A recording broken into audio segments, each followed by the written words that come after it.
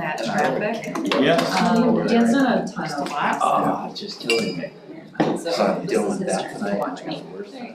You're doing a marathon? No, I haven't.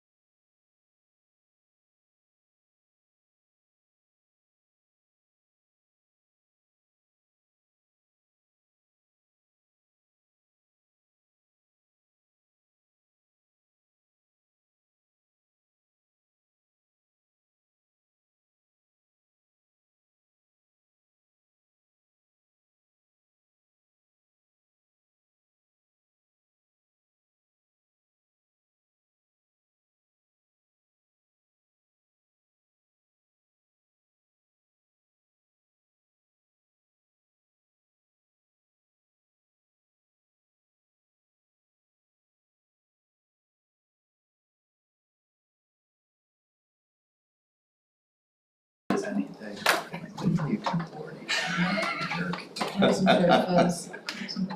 We are live, just so we know. Wow, that, Thank goodness for our new Cut you class. guys off. We can know exactly in 18 seconds. That's right, we started. I think you should wait 14 seconds. I was gonna say 1 second after. Oh yeah. Like, make sure you recognize it that. To the second. She might run. Thank you, sir. What if we're the Browns and do I have to wear a hat?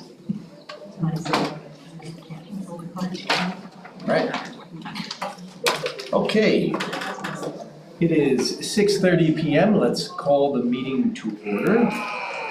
And let's begin with the Pledge of Allegiance. I pledge allegiance to the flag of the United States of America and to the republic for which it stands, one nation, under God, indivisible, with liberty and justice for all. Okay. Proof of giving public notice. Notice was given.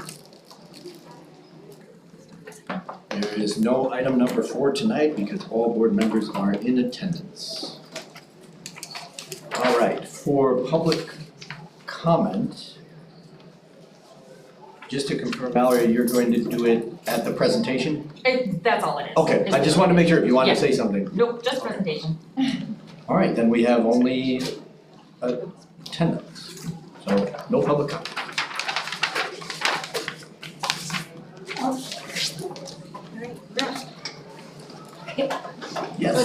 On to the achievements.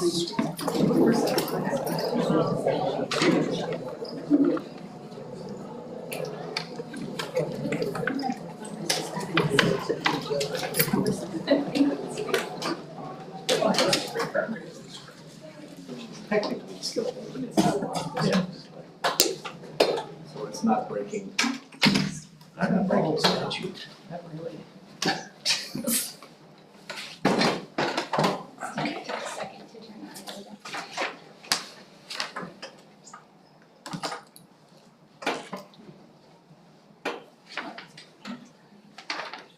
So just as a quick like intro as we get ready kind of here today, the team, we always come mid-year to talk a little bit about data. Give everybody a little bit of an update on how we're doing, where we're at, and the things that we're looking at. As also part of our strategic plan, and this was to be presented at this time, so that is why the entire team is here tonight, our coaches, with some support from admin, to provide an update for the board. Alright, so here's our mid-year update. So I just first wanted to start with kind of going over our assessment kind of process. We just want to let you know that we layer data points to build a comprehensive picture of student learning, which allows us to make evidence-based decisions for individual students and then also our district curriculum and programming. So on this slide, you can see the kind of the three-part system that we have. The first one is the early warning sign or systems or the screeners that we have in place. These reading and math screeners flag gaps in foundational skills immediately so we can intervene before the gap widens. And then the second one in green, we have some growth and instructional monitoring assessments. These are going to be like our MAPS assessment, which is our district assessment, and our reading benchmarks and other classroom data. This data is for teachers and it's for the coaches and the principals to kind of all put together and talk about. It pinpoints kind of exactly where students sit in relation to the standards, so teachers can adjust their lessons and then determine individual and group needs, and it helps us to monitor our universal curriculum. And then the last part of our assessment strategy is the summative evaluation and accountability. So those would be like our Wisconsin Forward exam and end of unit assessments, and these are accountability measures. These tell us if our students have mastered standards and also helps us to monitor our universal curriculum. So today we're going to be sharing just a few of these data points with you so that you can kind of get a pulse check on where we are this year and how our district is doing in terms of academics right now. So you'll hear about our literacy and math screener data, you'll hear about our MAPS data for reading and literacy, and then also I was going to share some science and social studies with you too. And that'll be some forward data that I pulled from. So we'll start with, before we move on to K3, I just want to tell you that, again, we're doing an overview today, a general overview, but as coaches, principals, teachers, we're also monitoring data points for each student and making instructional decisions based on their individual needs.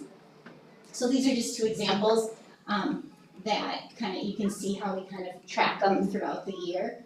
And then during our PD day in January, and then also throughout the year in our common planning meetings, we look at multiple data points and determine which students are progressing with the universal curriculum, and then maybe who would need, or how we can help them grow within that, but then also which students maybe need some more targeted instruction in addition to the curriculum within the classroom, and then also outside of the classroom, depending on the student.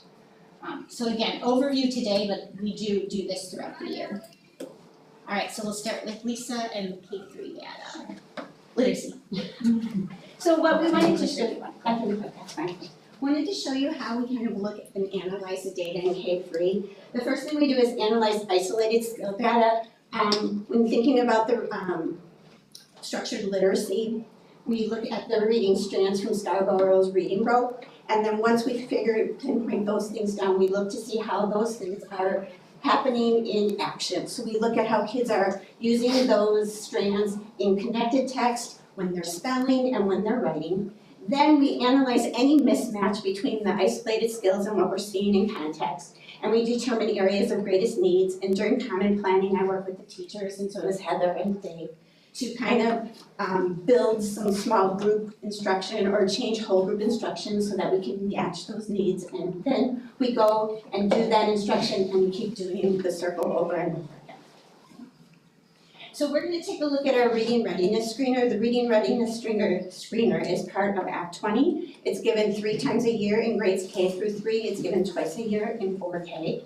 So we're going to take a look at our fall data and our winter data. This is the data that the state asks us to report out. So we tell them how many students flagged. That means if you flag, you scored beneath the 25th percentile on the screener. And then we tell them also how many of that, what percentage of the students were all our students and how many were just regular ed students. So you can take a look. So if you look at this row compared to this row, you can see in the fall, our kindergarten, we only had 2% of our students flag, which was 2 students. In winter, we had 1% of our students, so 1 student. 0 in grade 1, 0 in grade 1 both times. 3% in grade 2, 2% in grade 2 in winter. And then 3% of regular ed students in grade 3 and 5% in grade 3 in winter. The other thing we need to track for Act 20 is that we need to look at students who exit from their PRP. So if I flag beneath the 25th percentile, I get what's called a PRP or a personal reading plan. That personal reading plan follows me until I meet the exit criteria of the plan. So I could flag in fall, but maybe not flag in winter, but still have a plan. So this year, we had 2 students enter 1st grade with a plan. And by winter, 2 students had exited their plans. So we have 0 students who are carrying plans over from kindergarten right now. In grade 2, we had 7 students who carried a plan over. 5 exited. We still have 2 working on those plans, still really close to exiting. Grade 3, we had 5, 2 exited. We still have 3 working on those plans. Grade 4, we carried 7 students over. 4 exited and 3 are still working on the plan. I put this here so you can see that students that are on a plan are progress monitored weekly, so we can and monitor their progress, and we chart their progress. This student made their goals, so they exited the program. All right. So this is what it looks like in comparison to the national norms. You'll see this is kindergarten. There are 2 subtests that flag students. We give them 6 subtests in kindergarten, but only 2 flag you for our PRP. The 2 that flag you are kindergarten letter, word, sound fluency and letter naming fluency. That's really looking at how fast can I name letter sounds and how fast can I name letter names. That tells us a processing speed for a student, and with that automaticity, we know that they'll be able to decode faster as they become readers. So if you look at where North fell far above the national norm, our median score was a 53, where the national norms was a 29. And here in letter naming, our median was a 51, the national was a 38. In grades 1, 2, and 3, oral reading fluency is what flags you for a PRP, which that's looking at the automaticity you have with identifying words and phonics patterns in connected texts. So kids get 2 passages, they're given a minute to read those passages, and we see how many words they get corrected in a minute. So you can see we're still above, these scales on the side really stink, so it doesn't make it look quite as good as it is. But if you take a look at 1st grade over at the side, our median was a 71, the national norm was a 35. Here in grade 2, it was a 94, and the national median was a 78. And in grade 3, our median was a 107, the national was a 99. So with these norms, we're looking pretty good, but just remember, these assessments are 1-minute assessments. It's a one assessment. We look at a variety of assessments to make sure our kids are becoming really strong readers. All right, so then we move into 4th through 8th grade, and how we track those readers. So we move into a district assessment, which is a MAPS assessment. They take that once a year, winter to winter. So This allows us to look at growth. But today I'm just showing you a single term, kind of where a kid's at right now. Just get my notes so I don't forget anything. So this assessment is an adaptive assessment where students take on the computer and they read and answer questions. It takes students about a full class period to take it, so their stamina needs to be pretty good. And again, it's one day, so we look at a lot of different assessments, but I'm just sharing this one with you today because it's really a big, kind of a comprehensive of where all the things they need to be doing as readers in relation to the state standards. So what I mean by an adaptive assessment is that they answer questions and they're checking the student's knowledge in the grade level standards, but as they answer the test, it adapts based on what they're doing. And then that allows the test to then, when the teachers look at it, kind of dig into what might be holding the kid back, or how we can, where they can be pushed to continue to grow, whether they're high or whether they're down a little bit farther. Can I ask a question? Yeah. So this bar chart, or the chart you have here, the percentile, so the bottom, the purple or whatever color that is, blue. So that's, if I look at like 8th grade, it says 61%. So that means 61% of our students are in the 81st percentile, assume that's nationally? Mm-hmm. Okay. Yeah. I just want to make sure I'm understanding that. Yeah, I was getting, yes, it's exactly it. This also gives progression of individual skills within instructional areas for us to kind of monitor students as a whole group, but then also individually. So this chart shows this year's achievement based on the middle of the year. So at the bottom, we've got our grades. So these are different groups of kids.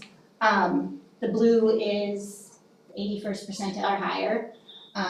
The green is the 61st to 80th percentile, and then the orange, the yellow is 41st and 60th, and then so on. So I would say across all grades, looking at this, the vast majority of students are above the 41st percentile, ranging from 82% to 97%. And then there is a strong upward growth that we see when we look from year to year. As the kids move through the grades, they get, we see a clear trajectory of growth as students move through middle school. So for example, in 4th grade, the 28% are the top tier, which is the blue, which is the bottom on here, but the blue, whereas we get to 61% in 8th grade. And that's typical that we see, as I've been tracking this for years. So the data shows the strength of our literacy program, but there's of course always room to grow, and we just continue to work and dig into the data and support teachers to support the kids. Now we're gonna move on to math. Patty, thank you. For those of you that don't know me, I'm Patty Reckerman. I'm the math instructional coach for the district. And I know Sarah at the beginning talked about different types of assessments. So I'm gonna show you some data from some of those different assessments.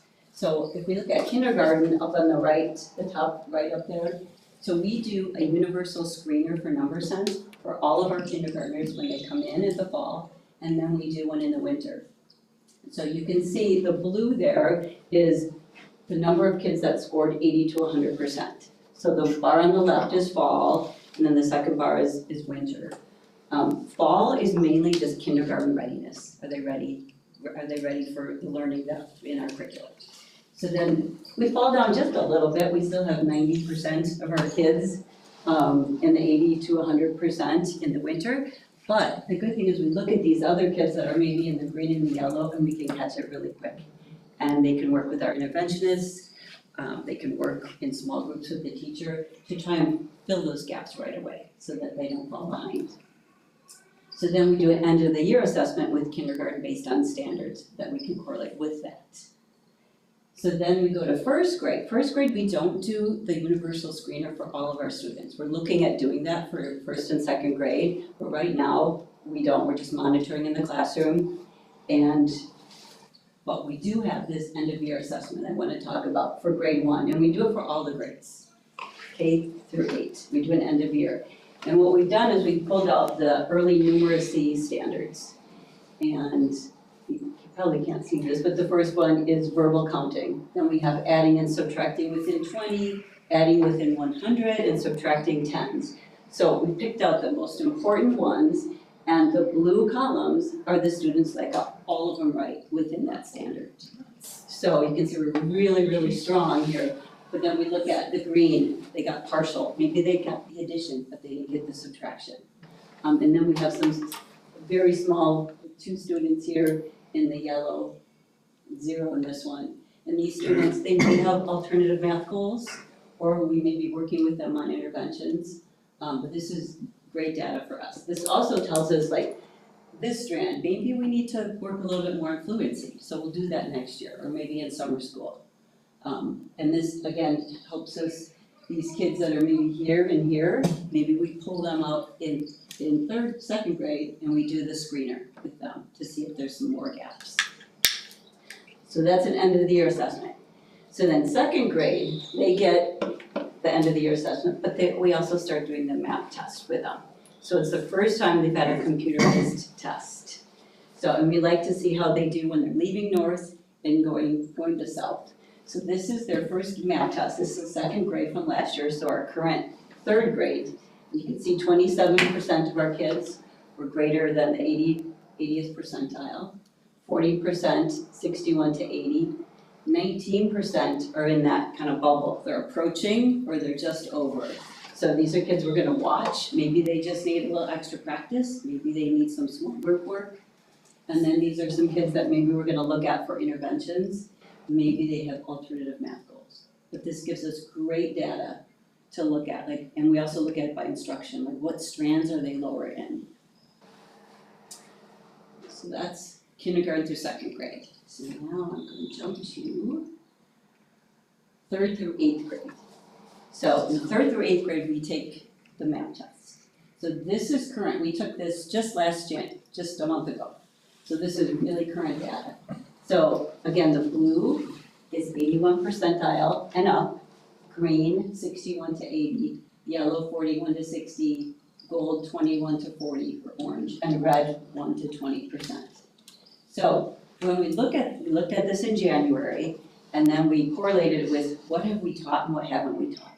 So for instance, 3rd grade looks a little bit like, you know, we're a little above the 50th percentile. We'd love all these kids to be blue and green, right? But we're not quite there. But we noticed we haven't taught fractions yet. Fractions started this week. Fractions is a huge standard in 3rd grade. So we take that into consideration. But we look at what have we taught? And then we pull those kids into small groups. We might screen some of them. This is when we get together with the teachers and the interventionists and say, maybe we should give the universal screener to the student. So this gives us wonderful data there. The best thing about this is every year I look at this, and I love seeing the upward trajectory. Everything shifts. We get more blue every year. We get more green every year, less yellow, less gold, and less red. And that's the goal. So, and I've seen this time and time again, so I always show that line. So we have such strong instruction, strong curriculum. It's just, we have to look at this filling gaps. But when I look at this, I can tell we are filling in those gaps. Because by the time they leave us, and around high school, they've got that great foundation in math. And that's what our goal is. So this data just helps us keep on track and looking at those kids that need a little extra help, or those kids that need a little enrichment too. So. Social science? So just the last one, I don't wanna forget the other core subjects, which are science and social studies. We only do math assessment with math and literacy, so I pulled forward data, but I don't think I shared that with you last time we went over some data together, so I just wanted to throw this out there. So over time, these are 8th graders only, so I just wanted to show you that by the time they're in 8th grade, and they only assess in science and social studies 2 times while they're with us in 4th grade and then 8th grade. So these are just our 8th graders from last year to this year. But by the time they leave 8th grade, the vast majority of our students are showing proficiency in state standards, are, I think, prepared for high school and what they need to do in their high school science and social studies classes. In science, you can see we reduced the number of students in approaching category by more than half, from 23 to 9%. And then in social studies, just something to point out is we saw a significant jump in mastery with nearly 60% of our students scoring in the advanced range. So just something to celebrate. And just beyond this, like this is one assessment and it's the state one, but we have other instructional focuses in science and social studies right now. Our teachers are actively working to develop students' disciplinary literacies, which is teaching them to read and think like scientists and like historians, which is key to long-term success in these disciplines. And then beyond the forward exam, our teams analyze classroom data, like exit tickets, writing responses, and projects during their vertical meetings that we have every other week. And then this collaborative approach allows them to make informed instructional decisions to support our learners. So we're really doing this across the board with our core subjects. So that concludes our pulse check on where we are academically so far this year. We do have another semester to go, or we're a little bit into the second semester, but we'll just continue to monitor where students are and continue to support their growth. So that concludes. Great. Great job. Dave wanted to add? I just want to make a comment that, when you look at those numbers, we get new students throughout the year. And so I just was touring a parent this morning and they're like, so how do you know my student? And obviously we'll get some data from their previous school district. However, our system is incredibly comprehensive. So as we get to know that student, right, their data gets infused into the system. So like when I think about, incoming third graders, and I might have picked up 7 of them, or my fourth graders, I had 9 new fourth graders this year. So those cohorts, even though we see growth over time, there are new variables every year. And so we have to, the team, like the coaching staff and the classroom teachers at all grade levels, do an excellent job of getting to know those students and then trying to build on their skills. Because a lot of those students, whether it's math or literacy, come from a little bit different background. It might have been the curriculum they're using, it might have been some of the instructional techniques, and so we do a really nice job of trying to help them, assimilate with the rest of the class and then build on their previous skill set as quickly as we can. I guess I will add to that too, because they will never, ever put themselves out there, but I said it when I first came here, this district did an amazing job of spending their ESSER dollars back during that COVID time, and they committed to closing the gap for all of their students, and they hired these 3 incredible coaches. Sarah was here as a staff maybe, and then we had these coaching positions. We committed as a board, as a district, to stay these 3 women for doing the great job that they do, and I can't applaud them enough. They are constantly reinventing, constantly looking at what they can do, and I think tonight it was just really important to point out, so many people out there just think that everything's based on the forward exam. And the forward exam, as we've talked, has changed 3 times now in the last 3 years, and so there's not a lot of consistency that we can gain from that. But when we have the instruction and the practice in place that we do here at Hartland-Lakeside with that layered approach, every child is getting basically an individualized plan, and it's extraordinary, and it shows in the scores that they just displayed here tonight on the board. So thank you for your leadership, for your great work, and all that you're doing to do what's best for kids in this district. It's truly amazing. Yeah, when I looked at that chart that had the blue line in the 3rd grade, it was the reading one. I think the 81st percentile was like 28% or something, but if you're just like everybody else in the world, right, or in the US, we'd be at like 19% there. So we're not all that different from a starting point in terms of our kids' makeup. But then when they get to the 8th grade, they're all of a sudden, we got 60% in the top cohort. So very impressive. And I think the numbers weren't up there on the map, but it was a similar story, so it was great. I only had one question. If you were sitting here, is there anything that you would say you would need? Are you getting what you need from the board and the district to continue to have these results and better? Or are you lacking in anything? I think having the coaching and the coaching model at our school is important, and I just want to keep doing that. Because I think it's the collaborative nature of trying to figure out what kids need and being able to collaborate and get support. I think that is the main thing, that I would just want to keep that going. But for the most part, I feel like we're in a good spot, and Anything from Sarah and Lisa? Yeah, Or if from there's Lisa and anything, is there Kathy? anything I'm missing? Same, no, agree with you. Oh, great job, Question. Thank you. great job. Sarah, we'll leave that down. Do you wanna leave it down? Okay. Yes, thank you. Yeah, I know. I have another, we have another presentation because HLAF is here. Yes, thank you. You're not coming up here? Oh, you want me to smoke cigarette? I thought you were doing this. Are you good?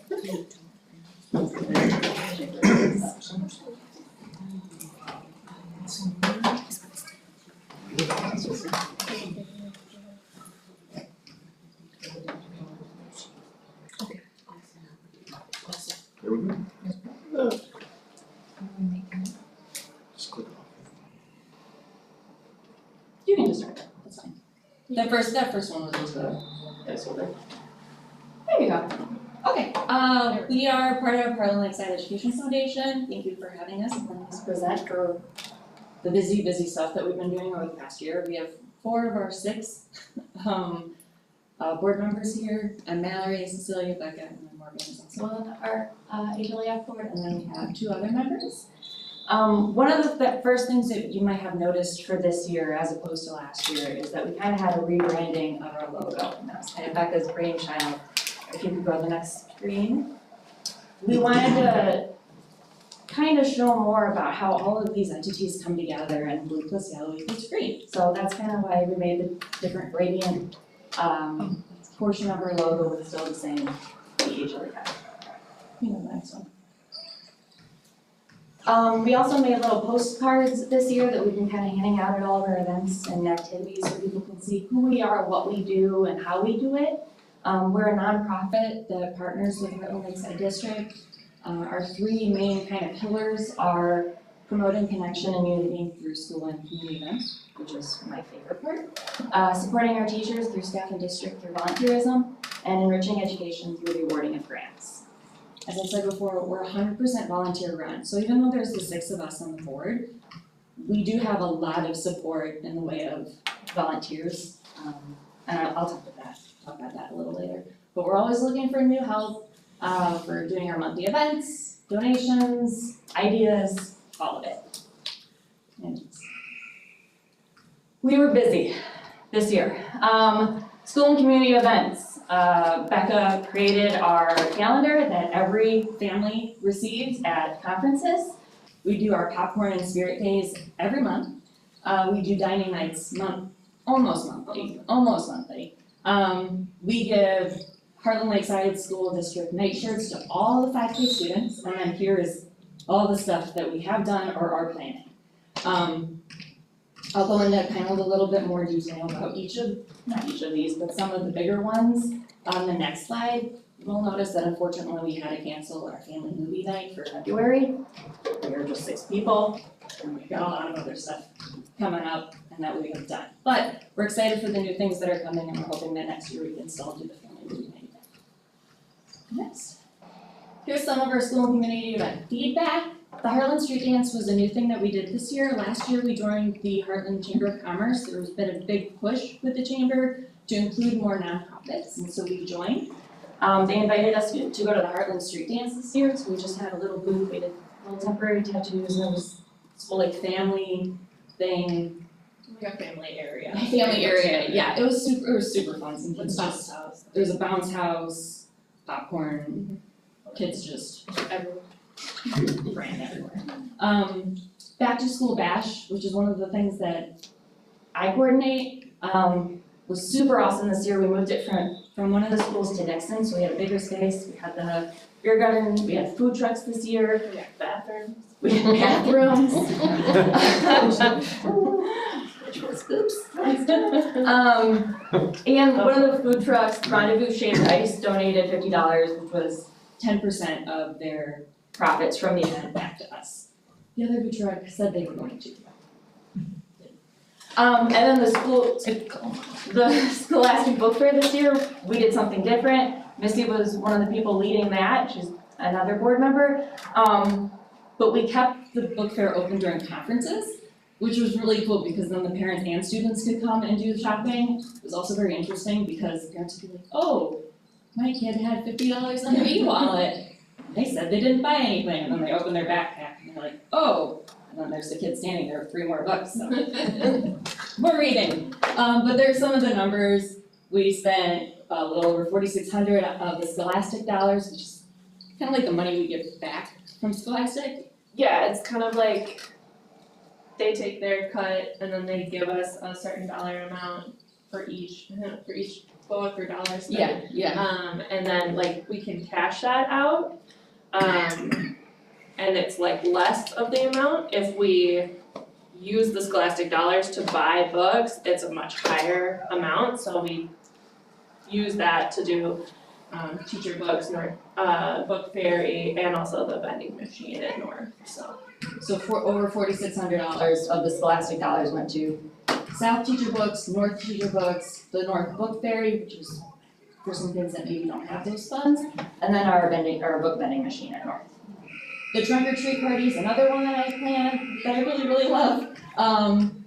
We partner with all of these awesome Heartland entities, so it's really put on by Kiwanis, not the Rotary. Yeah. Kiwanis and the library, but there's the Village of Heartland, the rec department, DPW, Kiwanis, the Rotary Club. We all collaborate together to kind of throw this event, and our contribution is coordinating the trunk or treat. 2 years ago, we had about 500 kids come through the trunk or treat, and I can say that because the dentist donated 500 toothbrushes that we were also handing out with nerds, but we gave away all 500 toothbrushes. This year, there was probably closer to 700 that just came through the trunk or treat. And then there was over 2,000 attendees at the entire event. It was closer to 1,000 because we Yeah. had stuff set out for it. Okay, so closer to 1,000. It's huge and it's super fun, and we were really lucky the last 2 years with the weather.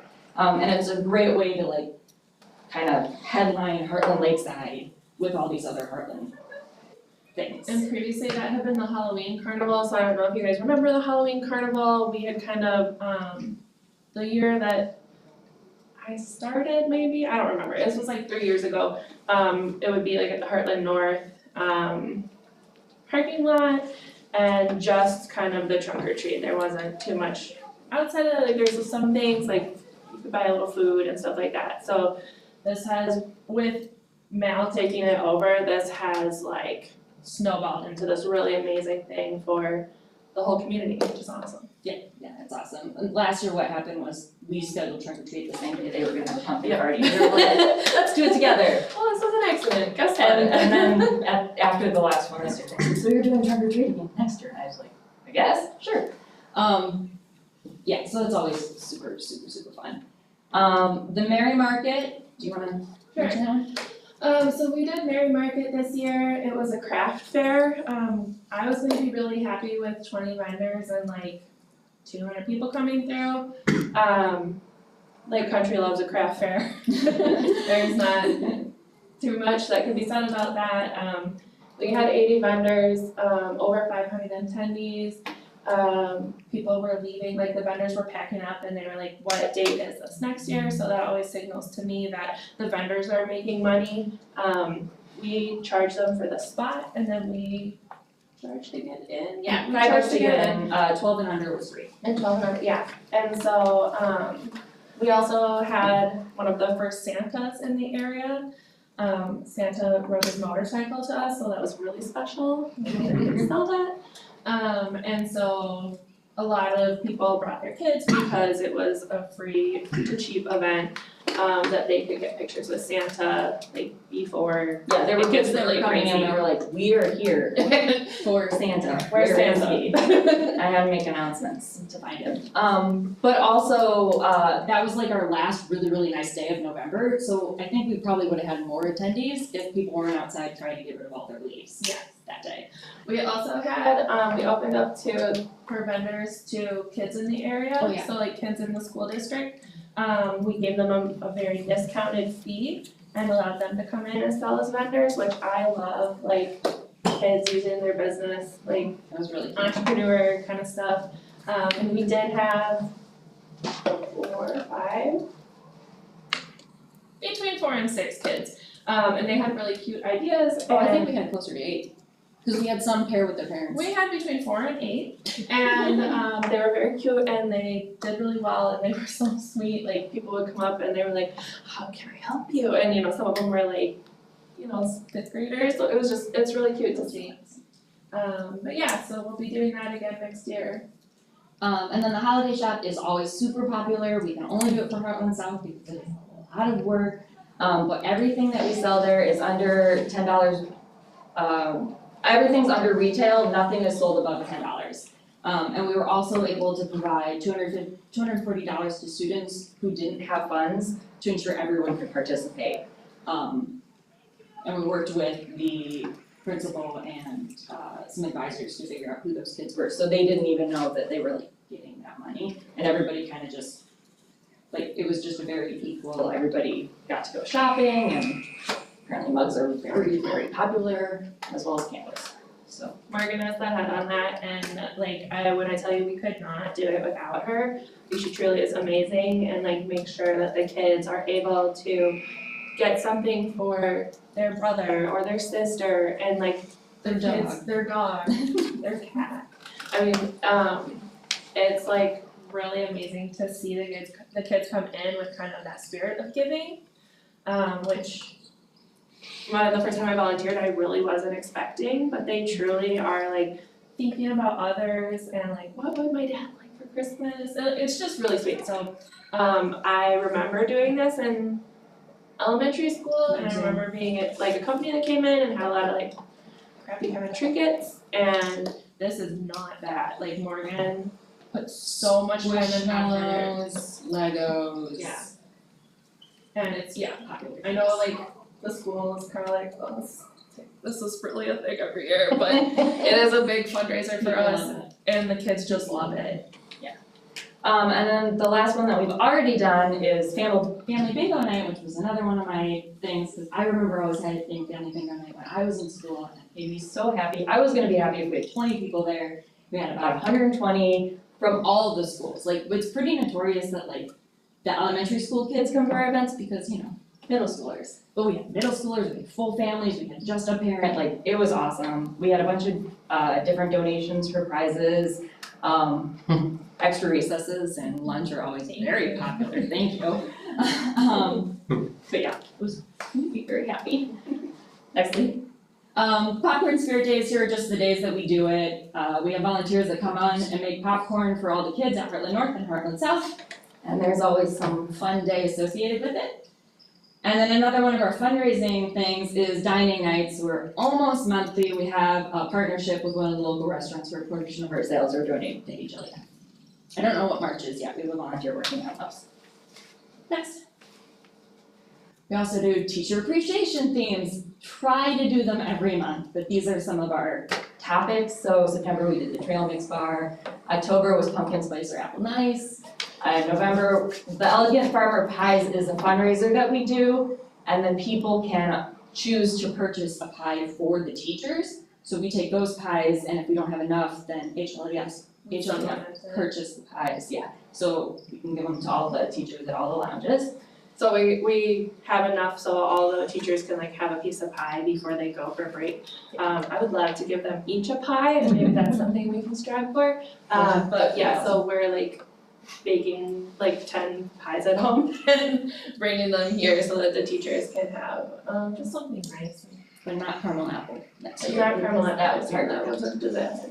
And then this year, for new, we did gift wrapping, which was okay. I wish more people would have participated. South had the most staff and teachers ask for things to wrap, but people like to wrap, so we will probably do that again next year. So the offer was that you could sign up and bring in 10 personal gifts, or if you're giving your class a gift from the teachers, they could bring that to our volunteers who were set up and they would wrap it for them. So that teachers are not spending their time having to do stuff outside of school. And they're always, they're so busy that we thought it would be a nice, but I think we just need to work on how we explain it to them, because I don't think they understood what they were. And then we have February, we need to get the immunity out, and then March, April, and May is teacher staff appreciation week, which is a big week. New this year, was, we started a VIP volunteer incentive program, so every month we do this whole wheel and somebody wins and they can choose from like one of the, Hartland-Lakeside swag items, coffee, quick trip gift card, something like that. We've had over 160 unique volunteers so far this year, so although there's only 6 of us, we still do have a lot of support. And we increased participation with those volunteers with the student council, and then the Arrowhead has 2 organizations, Warhawks Interact, which is they're part of Rotary, right? I think. They're a big volunteer organization within Arrowhead, and then the National Honor Society have to do like 45,000 hours of volunteers, so they're always looking for our stuff. School Spirit Shop, which was an awesome collaboration between the district, HLAF, and the shirt company. This is one of the shirts. Branded Coffee with Birch and Banyan, Exhausted Parent, and Better Together are 2 brands. As I mentioned before, members of the Hartland Chamber of Commerce. And then grants, this portion was new last year, but we're seeing some more movement going into 2020, or during 2025, 2026. That was the beginning of the micro grants, which are for requests under $250 an hour and under. And major grant cycles, there used to only be 2 a year, and we extended it to 3 times a year, so we can try to get more money out to the teachers and the staff in the district and the students. More grant information.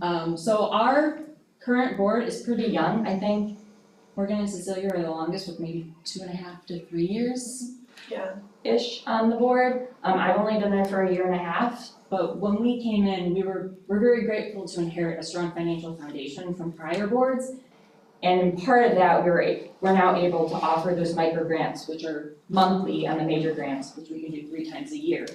The micro grants are for district administrators, teachers, and staff. They're reviewed by just the HLE board. We do it every month at our meetings. They're designed to be simple mechanisms to allow district employees to request funds for smaller one-off expenses, and principal approval is required. For major grants, those are above $250 for district administrators, teachers, and staff. So in micro grants, students are also eligible, but major grants, they are not. 3 grant cycles. These are reviewed by not only the HLE. What? The students are able to put in for major grants, only staff and Oh, yes, teachers yes, is I'm for sorry. micro grants. Yes, oh, yeah, I have it there. Because we've had some really awesome student grants come. Awesome student grants. The period cart at the middle school. Yep, feminine hygiene cards. What else did she have? I feel like there's like a first aid. One person gonna go places. Anyway, but the approval, it's not just the HLAF board, we have a committee of district parents, so they are giving us community buy-in on where the money for these major grants are going, which is part of the reason that we have these grant cycles and the process, so we can get that board together. And then these are intended to be used for new projects and items which are above and beyond the required curriculum, and these are both principal and superintendent pre-authorization required.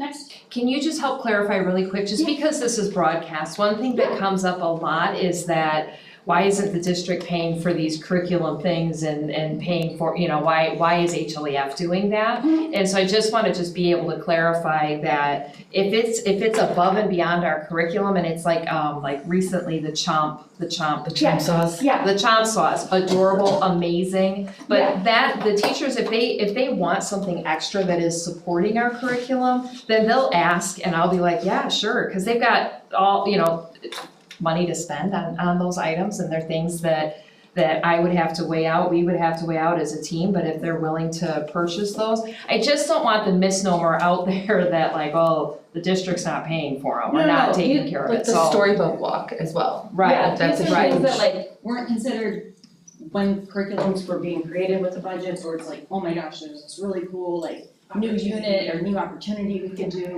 let's get that moving, so I mean, next slide has more information. Yeah. But these are really cool things, like the North Storybook Walk. I am a runner, and when I run past the library, I slow down for that thing all the time. So I'm really excited to have that at North. The Heartland South Pergola, which is part of Landscapes for the Future, which is a parent-run nonprofit, Describe it.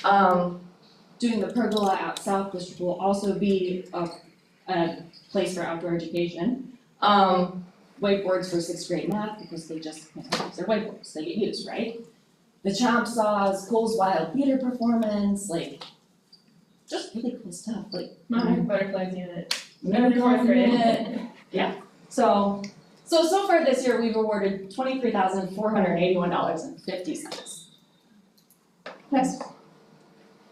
These are kind of the grant awarding over the years, just going back to 22-23. You can see over on our overall totals that between 2022-23 and 23-24, we've over doubled the amount of approved and spent grants. The difference between approved and spent is that they give us the estimated budget and then maybe something's on sale when they actually go and buy it or they didn't need something. So that's what the spent category is. And then 23, 24 to 24, 25, $11,000 more. And then this year it's only halfway through, so we haven't had a ton of spent, but we're already over half of what we were at last year for our total. So we're trying to spend the money, we love the grants, we wanna see more information or more things on how we can help our teachers and our district and do those really cool fun things. Oh, and 2 years ago, there's a NASA field trip too. No, it wasn't a field trip, right? It was like Yeah. a bus that Yeah, came we brought the through. bus Like and- things like that, that just aren't, So we paid for who that. expects for the NASA bus to come? Yeah. You know, so those are like what HLAF grants do. It's the above and the beyond, the extra cool, oh The man, sparkle. the sparkle, yeah. So that's what we do with our grants. And then here's our 2025, 2026 snapshot of finances. Between like fundraising, community support, and expenses. Yeah. So the fundraising ones are obviously like how we make the money so that we can then put on like, fund those grants, right? So we have a bank balance, but it's not going to be there forever. So we do need to still fundraise. We also do community support events, which are, we kind of consider those like zero sum. Like we might put some money into it, we're not expecting to make money out of it, but it's just for like bingo. I mean, just I thought we were gonna make $100 at bingo. Yeah, well that probably blows out the water. But trunk or treat is free, and then, we have our own expenses, we fund a scholarship every year. We do our best to take care of the teachers, and all the other things that Melanie kind of already talked about. And then our last slide, this is it, this is the 6 of us. Yeah, and I will say 160 volunteers, a lot of those come from the high school. A lot. The high school kids do come, so kind of a pain point for us right now is that we don't have enough parents who come and help out. We would love to see more parents. Our meetings, we actually have childcare available. So, Which are volunteers from the War Hard Yeah. Center Act and the National Honor Society. so, Becca brings her kids often and and it's wonderful because a lot of stuff we couldn't do this year without her. She is doing such a wonderful job. Becca does a lot of our She does all of our social media and our newsletters. And the website, I think and stuff. So we're trying to make it as accessible as possible. But we have seen a really sharp decline in volunteers from this school, so there's a lot of reasons that could be. People are tired, but. Any questions for us? First, I want to say thank you for all this. I know it's a lot of work to organize all these things, and I'm thrilled to death at the shopping experience and what you do with the building principal to let kids have that experience to give a gift to someone else, because you get so much more when you give than when you receive. So doing that, I applaud you guys for doing that. That's an amazing life lesson, and thank you for that, and all the donations to the districts. That's great. I have a general question for both of you, and I'm not sure the answer. If community members wanted to donate for tax purposes. If they donate with HLEF, it's tax deductible. If they donate directly to the district, it is not. Is that correct? Yeah. So anyone listening, if you're looking to make large donations, you can take a tax advantage if you do it with the HLEF than if you do it to the district. It's still gonna end up in the same place for kids. Yeah. The other question I have is, I know that Morgan, in the past, when you presented, where, you had mentioned that the bank account will last forever. Do you have, I saw in the last one, I think the last slide said something about 20-some thousand raised and about 20-some thousand given, so kind of a, Yeah, close to a wash, this is just for this year, what we've been doing, so. just this year. Yeah, so we have about $3,000, I think, in the checking, and we, like I said, inherited from the previous boards about 90. So we're trying with our grants, and that's why we've not improved. I guess improved. We have given out more money than in the past. Yeah, with the Okay. grants, with the micro grants and the mini grants. Morgan can, Not now. not now, but at another time, she could give you kind of more of that financial. Oh, that's fine, I mean, you gave us a, Yeah. it's I have my about school board 90-ish, Yeah, she's got her. and you're slowly paying it down or trying to build it? I don't know. Since I've been on the board, which was June of last year, so only a year and a half, we haven't had an official grant come all the way through the process that HLEF has denied. We want to give that money to the teachers and the students and the district administrators that are applying through the grants. And the reason we have the grant process is because when we give those bigger grants that are over $250, we have community buy-in. Because the community members that are donating and giving our money to fundraising want to know where the money's going. And that also gives the community a feeling of being part of it, and making those decisions. So it's not just us that are making those over $250 decisions, it's community committee. And there's only 6 of us. Just 6. Just keep saying that. Any other questions? Glow party is March 20th, We have a DJ and No. shaved ice. photo booth and shake ups. That'd be fun. Thank you guys. Thank you.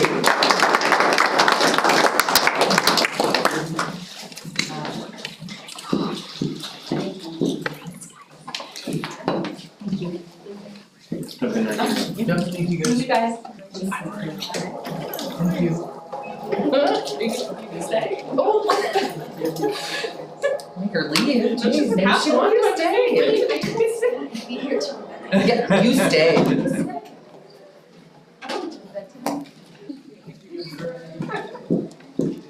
All right, if that's it, Tina, right, on HLEF, nothing else? Yes, that is Great. correct. And we'll move into committee reports. We'll start with PPC. PVC met this morning. We had some conflicts of interest, or conflicts of schedules, and we made it this morning, and now we're back today to report. First thing on report, there are a few additions and changes. We have a new art in the building, so excited to see that one.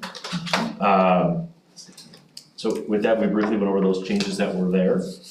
We then went into the 35.1 updates. So if you remember last month, we went through the real quick, easy changes that were in there, whether it was 2025, the new dates, and then we went through a little more in depth. Now, with that list that we had, we pulled about 5 different items from the policies from that list. It was digital conduct, AI, food services, wellness, and free meal retention, or free meal plan, price meal. That one was pulled. We're gonna look at those next month.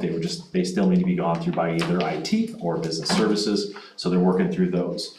The ones that are in the list have been gone through and have been updated with the legal information. Not much has changed inside the actual documents besides the wording that has been placed inside of the legal from Neil. And those are the ones that are listed that for today. Policy, we then went over search and seizure.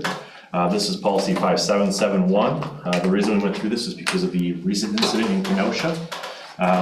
We verified that our policy matches the standards of what we want for the district. We also recently sent in a crisis management in November to DPI, so we've talked about these and we're gonna continue to bring those up. So we just wanna be aware of the policy and make sure we had our stuff covered with recent things going on. Yeah, and I think it was just a great opportunity with an audience out there to say, hey, you're seeing it in the news and you saw what happened there without having a policy in play. We have a policy in play and we follow it, and everybody, we have the plan. So just more of a community awareness piece than anything. And then the last policy we went over is 8330, which is student records. We had a request from the police department just for some student records, and in our policy, we don't give that out. And so we reviewed the policy just to make sure that that wasn't there, just for the protection of kids and in different scenarios that are there. So we just reviewed it to make sure that matches what we were moving forward with. And we work on a case-by-case basis. So if there is a scenario or incident going on, at that point, then that information would be distributed in those pieces. And then the other part of that policy, or in accordance with any policy that's there, we made sure that the district is now updating and making sure the stakeholders have a more accurate and clear resolution with the departments as well. So we are updating our key stakeholders in the district to make sure that that list is accurate. So I will update on top of that, because after we had the PPC meeting, we had our leadership team and we sat together and went through all the key holders for every building, and we adjusted that, made sure all the phone numbers were accurate. So Hartland PD will know exactly who to call in what order, have all of our accurate information, and then we'll go from there. I really think that that might be some of the communication gap, but I also just want to reinforce that our number one priority is to protect the children, as is Hartland PD's. We just have to do it together in a way that is FERPA compliant, legal, and something we're all comfortable with. So that's kind of where we came to on this one.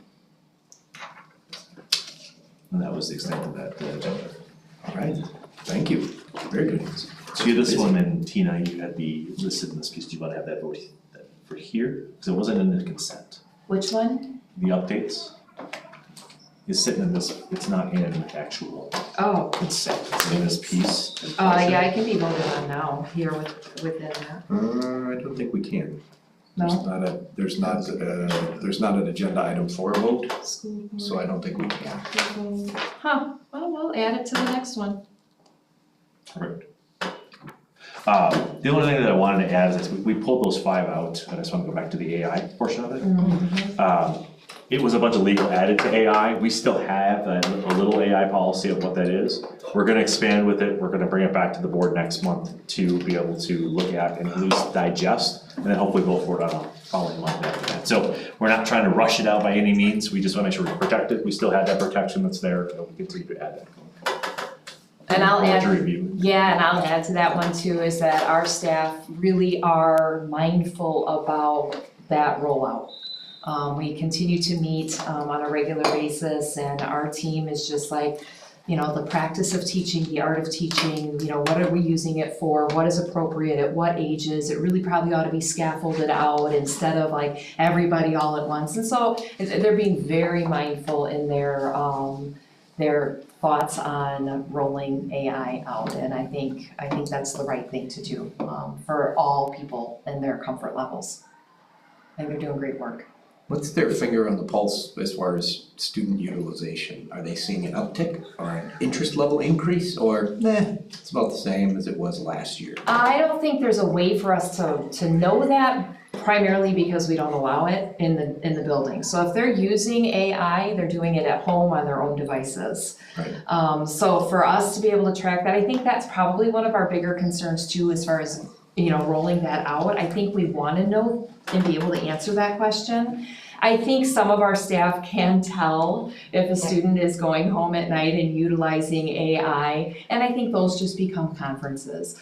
Hey, Johnny, you know, this is really great. Can you tell me where you found your information? It becomes kind of this one-on-one conversation, because our staff, let's face it, have really great relationships with kids. And so I think we kind of talked early on, it's not a point that is an anger point for us as educators or as teachers in the classrooms, like, oh, they did all their math at home, right? We've used that example. Instead, it becomes a conversation. Wow, you really struggled with this in class, but I see you got it right in this quiz. Tell me about how you got got there, right? Because likely using AI, there's a step or two that's missing, and so we're able to identify it. But we really work on making that a learning experience for our kids to kind of teach them how to use AI appropriately. And answers on those types of things is probably not the best way that we want to jump off that, we want to talk about being informed and how to utilize it. But we definitely want to avoid open AI situations, so those are other pieces that we're taking a look at now that Chris and I we talked about that this morning, kind of the Super Bowl kind of freaks some people out and some of the stuff with, devices. So we're gonna take our time with this, we are, and it's gonna be guided, and you guys will be 100% involved in the rollout of that. But to be able to answer that question, how many, if there's more, don't know, yeah. I was just Yeah. wondering if you've seen it, I've seen it more in the news. Mhm. And I wondered if that translates down into the classrooms, just curious more than anything. If you're not hearing it from the teachers, then I guess it's Yeah. probably not. Oh, I think they're seeing it, but they're managing it, they're managing it, but I think it's hard for us because it's not taking place in the building, it's taking place outside of the building, and that's not, right, our jurisdiction necessarily. Alright. Thank you both very much. Finance Committee. Okay, so we met in our normal meeting, spending's in line, the financials look fine. So we kind of did our regular review of those. We spent a little bit of time at the end of the meeting talking about budget revisions. I think this got some airtime at our last board meeting that, we just had some unexpected costs or increased costs above budget in some certain areas. I think Patrick continues to go through account by account, looking for opportunities to save or where we may have over budgeted for stuff. I think if we had to close the books today, we'd estimate like a $50,000 reduction, kind of above budget costs, which if you recall, we budgeted about $350,000 to go to Fund 46, which is the capital improvement plan. So that's, look at that as potential cushion where something like that could come out of if we had, operating costs in excess of budget. And so, if we looked at that today, that's what it would be. But it's a moving target, and it will continue to move until we get closer to the end of the year and all the costs kind of materialize.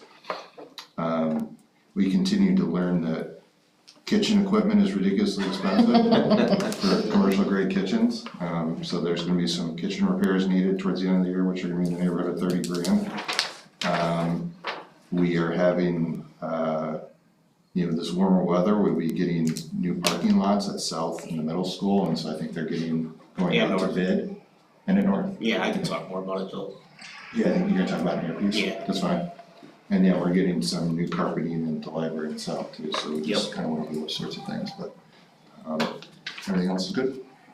I just have one question, it's for Patrick. So when we allocate money for Fund 46, that's part of the budget planning process, but until the money is transferred in there, technically that's still available without board action? If you Yeah, because the actual transfer itself has to be approved. By the board, right? With action. Yes, so just like every budget, it's our best estimation.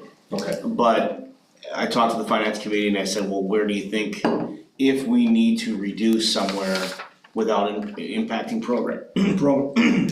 programming or families or stuff that's going on in the classroom, the obvious place would be to reduce that transfer. Sure. So yes, we can make a revision in our budget. Okay. Based on what final spending looks like and where everything settles. But like Matt said, right now it's probably looking, if we ended today, that transfer would be around 300 instead of 350. Yeah. No, I thank you. I was just wondering if that was something that we had to take action on, because once it gets in, it's a little more difficult to pull out. Yep. So that's why I wanted to clarify. Yeah. Yes, you could still do it before we voted it. Yep. Okay, thank you. And I think that's why we wait till the end of the year. Correct. So that Great. if there are those things that we need a cushion for. It's one of those discretionary items where if something happens, that's one area that's kind of a buffer. Okay, thank you. Great, all right, thanks, Matt. Yep. Now we'll move on to consent agenda. Before we talk through consent agenda, Morgan, how would you like to read off the donations? I think it would be appropriate. Love to, I had no hand in approving them. This month, we had $22,000 approved for grants from HLEF. We have 127 to Miss P's for some neurodivergent and ADHD toolkits, $250 to Mrs. Blank for 5th grade team building clubs, which I think they do like Rubik's Cubes and crocheting. $1,108 to Miss Orlek for a mini golf unit at North Shore. $5,200 to Miss Feldner for the Heartland North Storybook Walk. $2,200 roughly for Miss Quick for the chomp saws for Heartland South. And then the big one is $13,000 to Landscapes for the Future for Heartland South Pergola. Great, thank you, and thank you HLEF. I do think we have to approve those. That would be part of the consent. Okay, Yeah. I wasn't sure if the grants were different.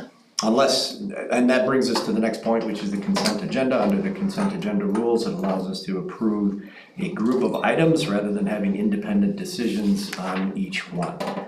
As such, if anyone does not have a request to pull one of the consent agenda items out, I'd be looking for a motion to approve the consent agenda items as presented. So moved. Second. Any discussion on those items?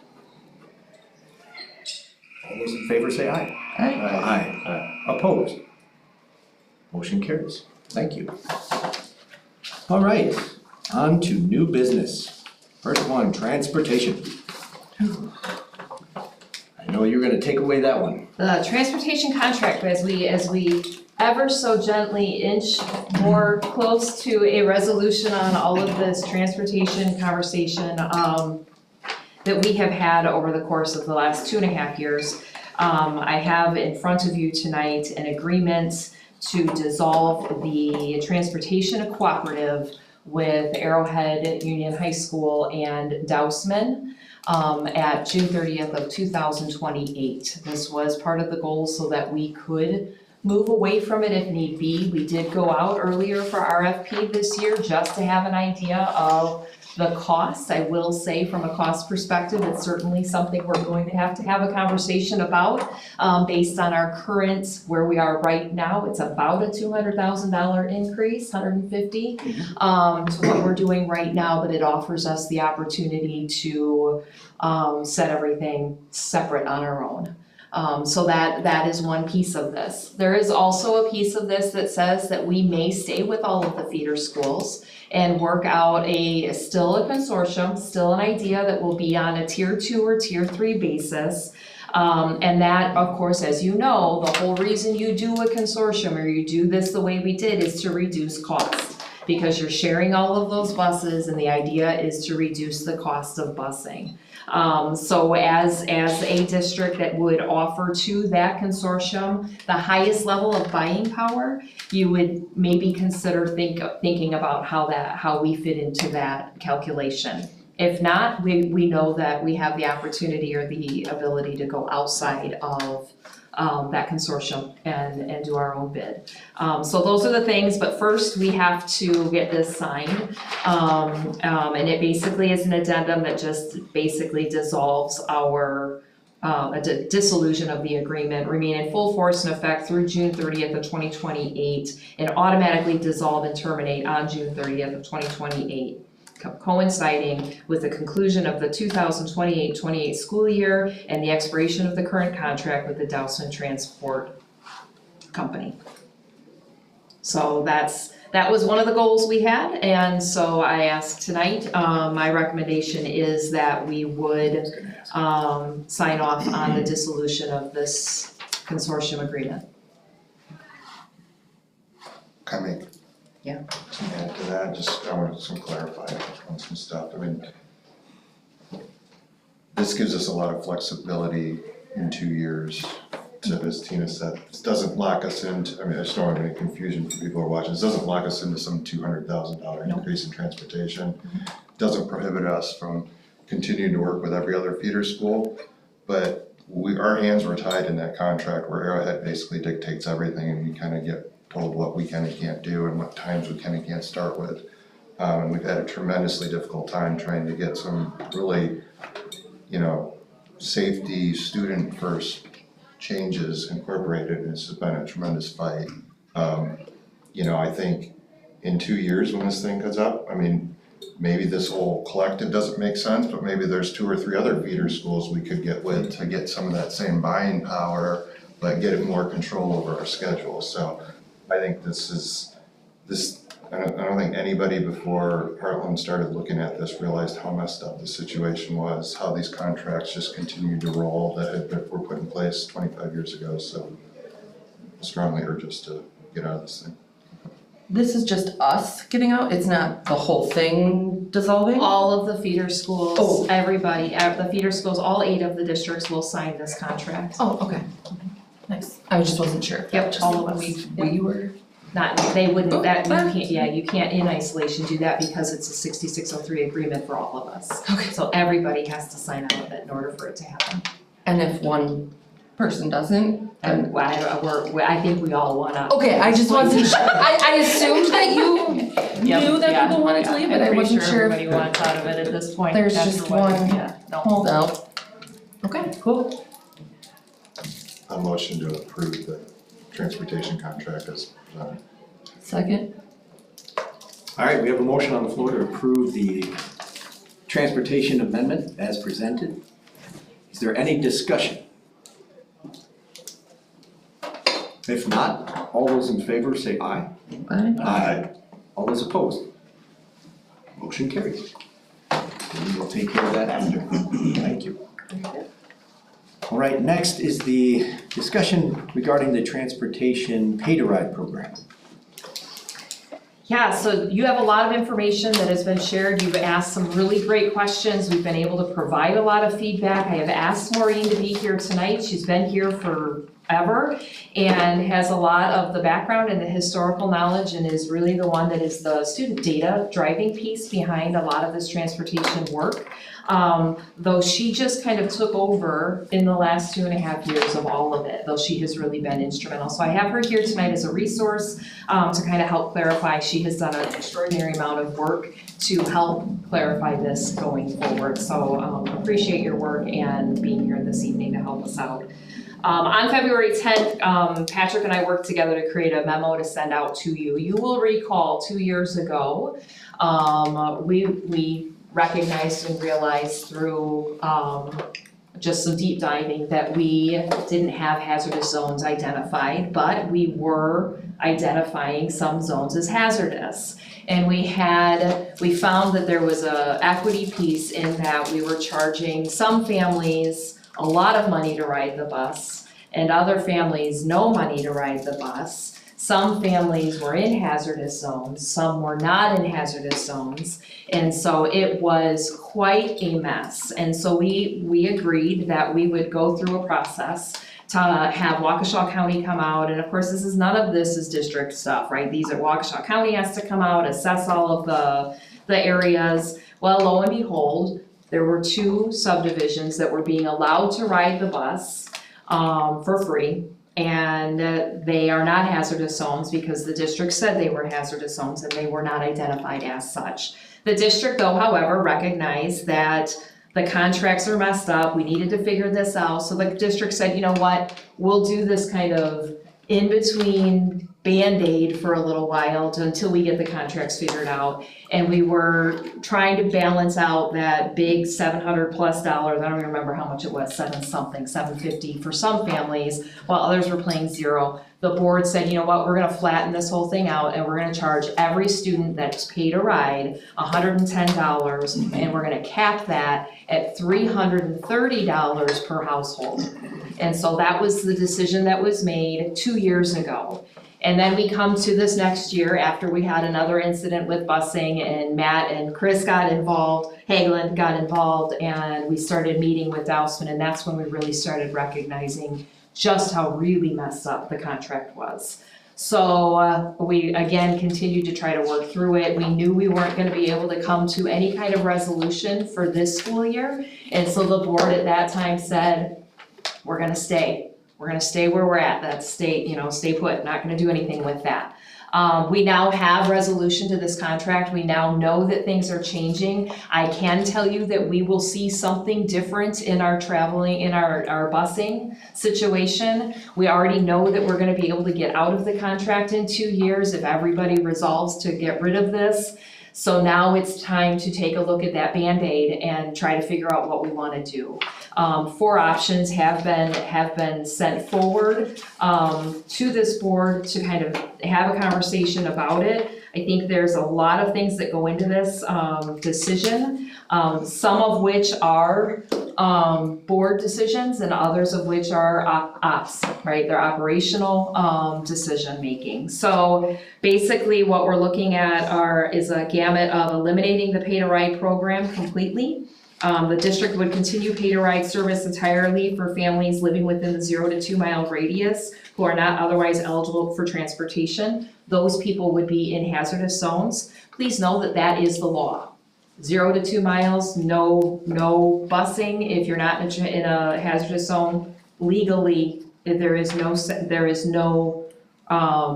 statutory obligation to provide busing. Thank you. However, because of what we've done in the last 2 years, 156 students have been paid a riding, not for 110, because we have some students who are economically disadvantaged or had a waiver signed. So that's what we know. Pay to ride revenue is approximately $17,000 and that would be eliminated. Potential savings, however, estimated savings would be $28,000 to $56,000 annually, because with 156 students, that's 2 full buses that we would be eliminating at a cost savings there. Additional savings would also occur from the fuel surcharges of those 2 buses being eliminated, as well as the annual CPI adjustment to those 2 buses. That positive fiscal impact compared to status quo depending on final bus reductions, okay? So that's one of the options. We basically just laid out all 4 that we could come up with as a group. Option 2 is open pay to ride to all students living 0 to 2 miles, non-hazardous zones. Okay, that's what we have currently in place. Under this option, any family residing within 0 to 2 miles of school and not impacted by a hazardous walking zone could elect to purchase transportation. The fee structure is as follows: $849 per student, the full cost of recovery with no cap. Payment required in full prior to the start of the school year. So that payment would have to come in before getting on the bus and getting on that list. And families qualifying for free and reduced lunch could apply for financial assistance. The impact is currently that we have 376 students who reside within the 0 to 2 mile radius and are not impacted by hazardous zones. Key considerations here for you as the board would be this eliminates district subsidy for optional riders and the administrative process needed for enrollment in financial assistance applications. What I will say is that we need to do a better job from a district admin side, from a standard operating procedure, to put in place a system that helps us know who is on that bus. So that's something we're working on. We're working on a tracking system and we're working on a sign up or a registry for all students riding the bus. So we'll talk about that just as kind of, again, that's an ops side of the house. Option 3, open pay to ride to students living 1 to 2 miles or 0.9 or right, we're trying to figure out some kind of radius there. This option mirrors option 2 but limits eligibility to families residing between 1 to 2 miles from school who are not affected by a hazardous walking zone. So again, very similar to what option 2 is, but it shortens that opportunity. Currently we have 225 students who live within the 1 to 2 mile radius and are not impacted by hazardous zones. Those are the eligible students. And again, same key considerations. And then option 4 is to mainstay status quo, $110 per student fee, $330 cap. Fiscal impact net district cost per rider would be $674. Total estimated annual subsidy for the 156 students currently writing would be $74,140, excluding any fuel surcharges and CPI increases. So that's kind of the summary of where we are at right now. I do want to clarify, there's some misconception or misunderstanding about what the state rate is, or that's determined by the state is. The $849 is not a state determined rate, it reflects our local costs. So specifically to our area, the $849 represents the district's cost to transport each student and is calculated by dividing the total regular transportation costs from the previous year by the ridership during that same period. So during this 24-25 school year, we had 438 students who were aid eligible outside of the 2 miles hazardous designation. So that means our district's pay to ride fee is $110. For students who pay, the district subsidizes $739 per rider, and for students who don't pay but still ride, the district covers the full $849 for ridership. Understanding the difference between eligible riders and ridership is really hard for people as well. Eligible means you can ride you can ride. Live in one of those areas we service. You all know. Required of us. Yes. Yes, you all know that we have. No, you're required to bus eligible riders outside of 2 miles. That's private and public. Mm-hmm, yep. So we're paying for private students as well to go to that school. Yep. Is that 438 just our Hartland-Lakeside kiddos? Yes. Not not private No. ones that we have to pay for as well? That's what we had to report to DPI for aid purposes, so Okay. that's just our riders. And how much do we get from the state for the eligible kiddos? I don't have that off the top. It's minimal though, right? It is minimal, it's a nominal. Right, If we pay $850 a rider, don't quote me on this, but it's somewhere in the neighborhood of $100 to $200. Okay. It was low. Yes. Right, no, I know it's low, cause I think the budget has like $7,500 on 612. Yeah, transportation aid's very minimal. Yeah, and then is that private transportation, is that the pay to ride line on the income statement? Specifically, let's Like I have it, let me pull up that I think it was like budgeted at like $10,000. No, you're looking at there as our actual private school. Oh, that's how, I didn't even try to call that out. Yeah. Okay, so that's not even. But that's a statutory requirement. Right, yes, I know that, I thought that was our pay to ride. No. Okay. That's my piece, that's kind of that overview, you guys have all had it for, a week and to take a look at it, and this is a board decision, so I'm just trying to give you the facts of where we're at and the history behind it. Thank you. I'd just like to open it up for board conversation. Well, can I make one question first? Personally, I live I'm in a non-hazardous zone within less than 2 miles or within 1 mile. So I'm technically, these options impact me. Me too. Is that an issue for us, or me participating in the discussion? So I do actually pay to ride for my first grader. I know we're supposed to recuse ourselves if we think there's, I just want to throw it out to the board, but you I wouldn't guys. say it was in the discussion, you would just decide whether or not it would be in the other side of it. Depends on how you vote. That's why I want to do it before we talk. I don't know enough of the law on the discussion part. I would say if it's a direct, again, when there was conversations previously about conflict of interest that were brought up, the clear communication from our attorney was that if there is a direct financial impact that could be affected by a person, then that would constitute a. Then I think that's me for sure, because we do pay for our first grader to take the bus. So in that case, it would be a direct conflict of interest. Now, this is just, if it was something where it was a student fee that was for the district. Right. And we're voting between $30 and $25. it's different because it goes through the whole district and it's not isolating a certain segment of it. Whereas in this case, it is particular, it's not district-wide, so it probably would be considered a conflict of interest. That's fine. Yeah, I'm looking at board policy, cause I'm What do gonna I do just then? always like, right? Is 144.3. And there's some different factors here, but. Thank you. Where shall use a position as a board member here? No, no board member shall accept any, shall engage in or have a financial. You qualify for busing because you're not Yeah. Hartland.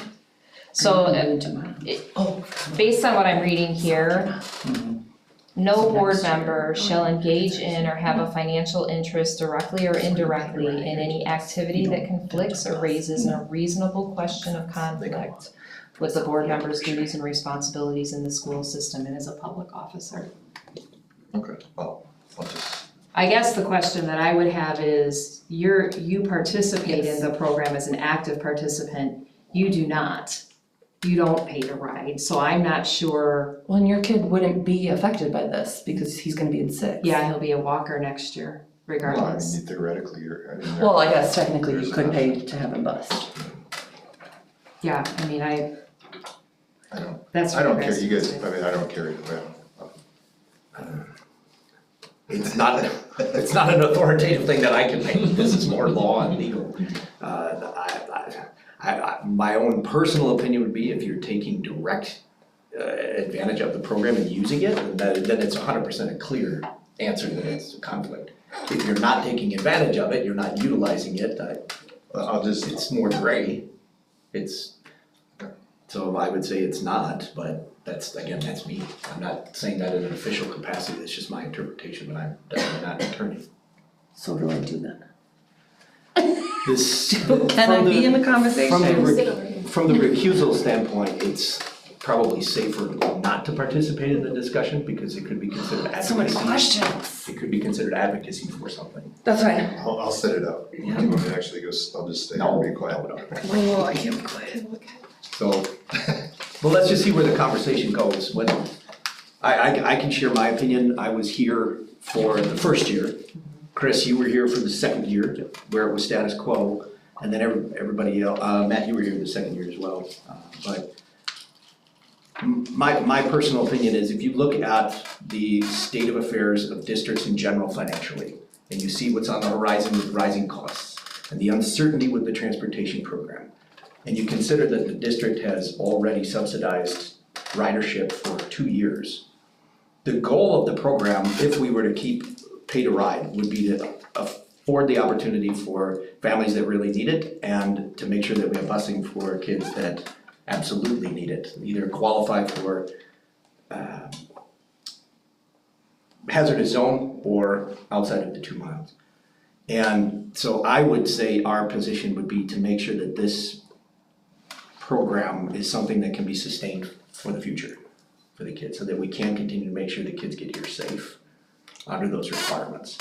I would advocate for, if there's space it allows, for the ridership program to continue. But I would say, and again, my own personal opinion would be that it would be open to anyone that could get their kids to an existing pickup point, and there is space on the bus. So we cover our grounds, we set up our transportation program based on what's required. And then if there's space on the bus and someone can get to a pickup location, so we're not adding cost to the district, and there's a space, then they can pay to ride, and it would be to pay the fee.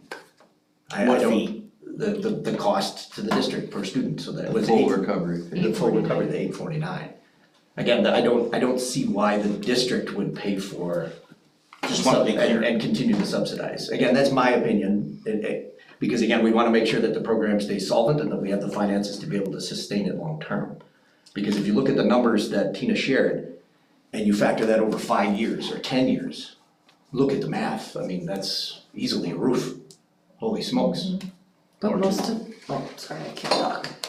So that would be just my take and my perspective on it. With option 2, is that the way it works? Like with option 2, if there's we can open pay to ride it's an existing bus route and there's capacity, and if there were 4 seats, then there would be 4 options, or you know what I'm saying? Yep. I can't spit it out. 4 Okay, so it's Peter not like we would ever add another bus. No, we would not Because of add. That's the way we do it Right. now. No, we would Correct. not. So, yeah, so what it was supposed to be was, if you were a rider on the bus and you were in the 0 to 2 miles, we were going to allow you to pay to ride because you were already on the bus. Well, that got out of control because some families said, well, this child of mine's riding, why can't my child just get on that bus with them on that stop with them, because the buses come to North Shore and they can just get on a shuttle. So that's what we did. But then you have kids, so before all this ever happened, anybody that lived in Hartridge walked to South and North Shore. They never bused. We have kids that live in Hartridge that bus to North Shore. Granted, they gotta get on they've gotta go to the 2 stops that are in Hartridge. They've gotta walk to a stop. We actually have kids that walk farther to the bus stop than to walk to North Shore.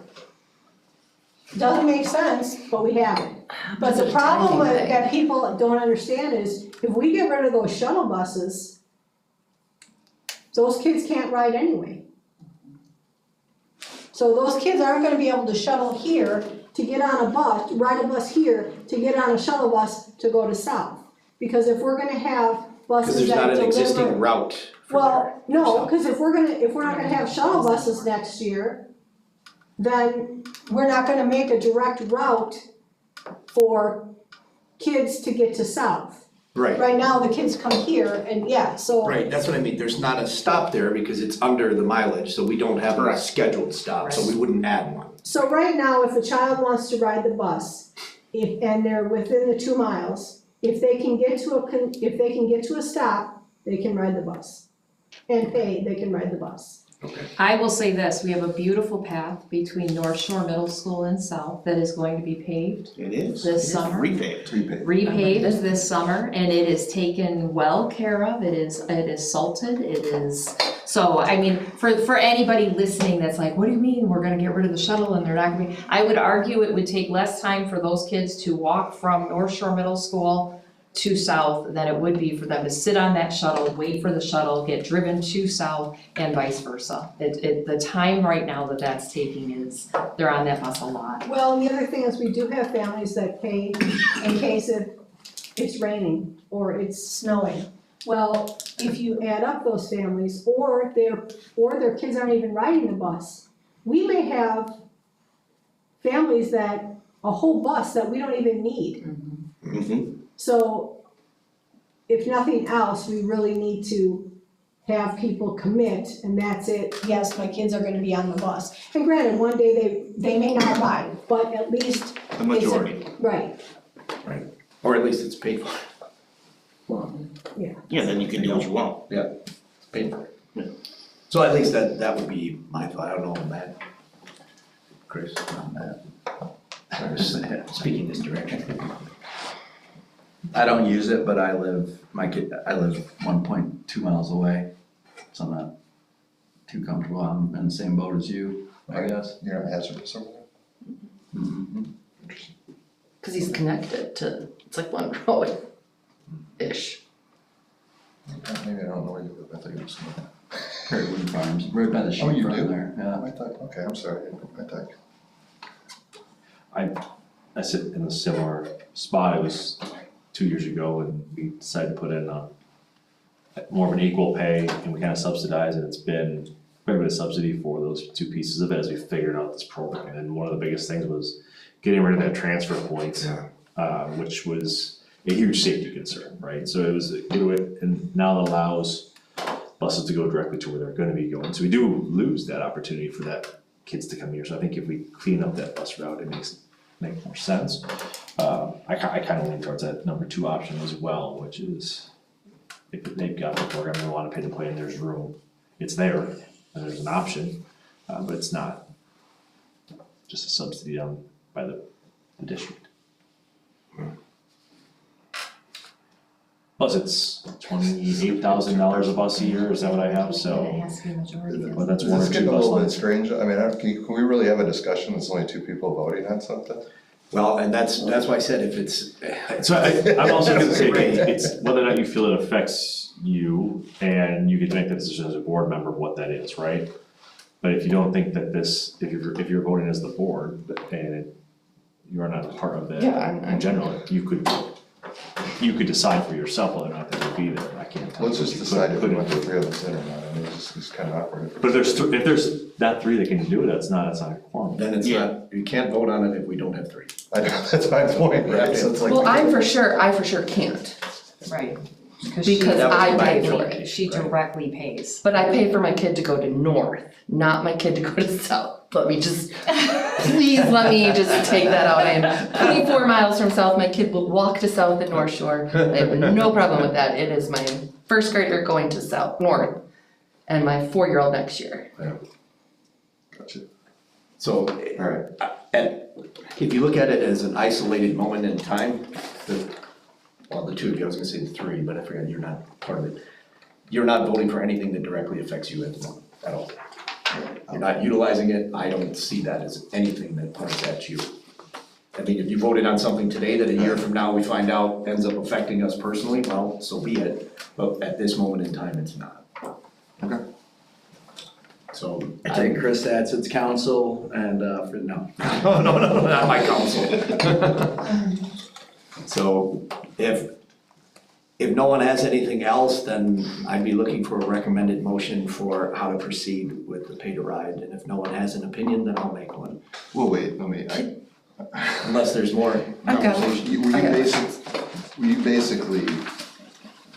were pushing for basically, which option?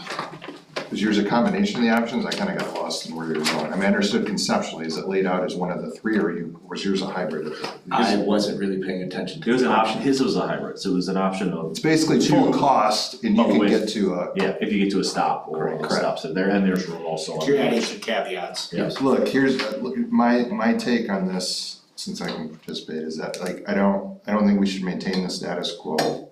You know, I don't think we've got winners and losers, and, you know, we're not covering the cost of busing, so I don't like that opinion. I would prefer a way we could like lock in people to ride the bus, cause I think we're underutilized, even people within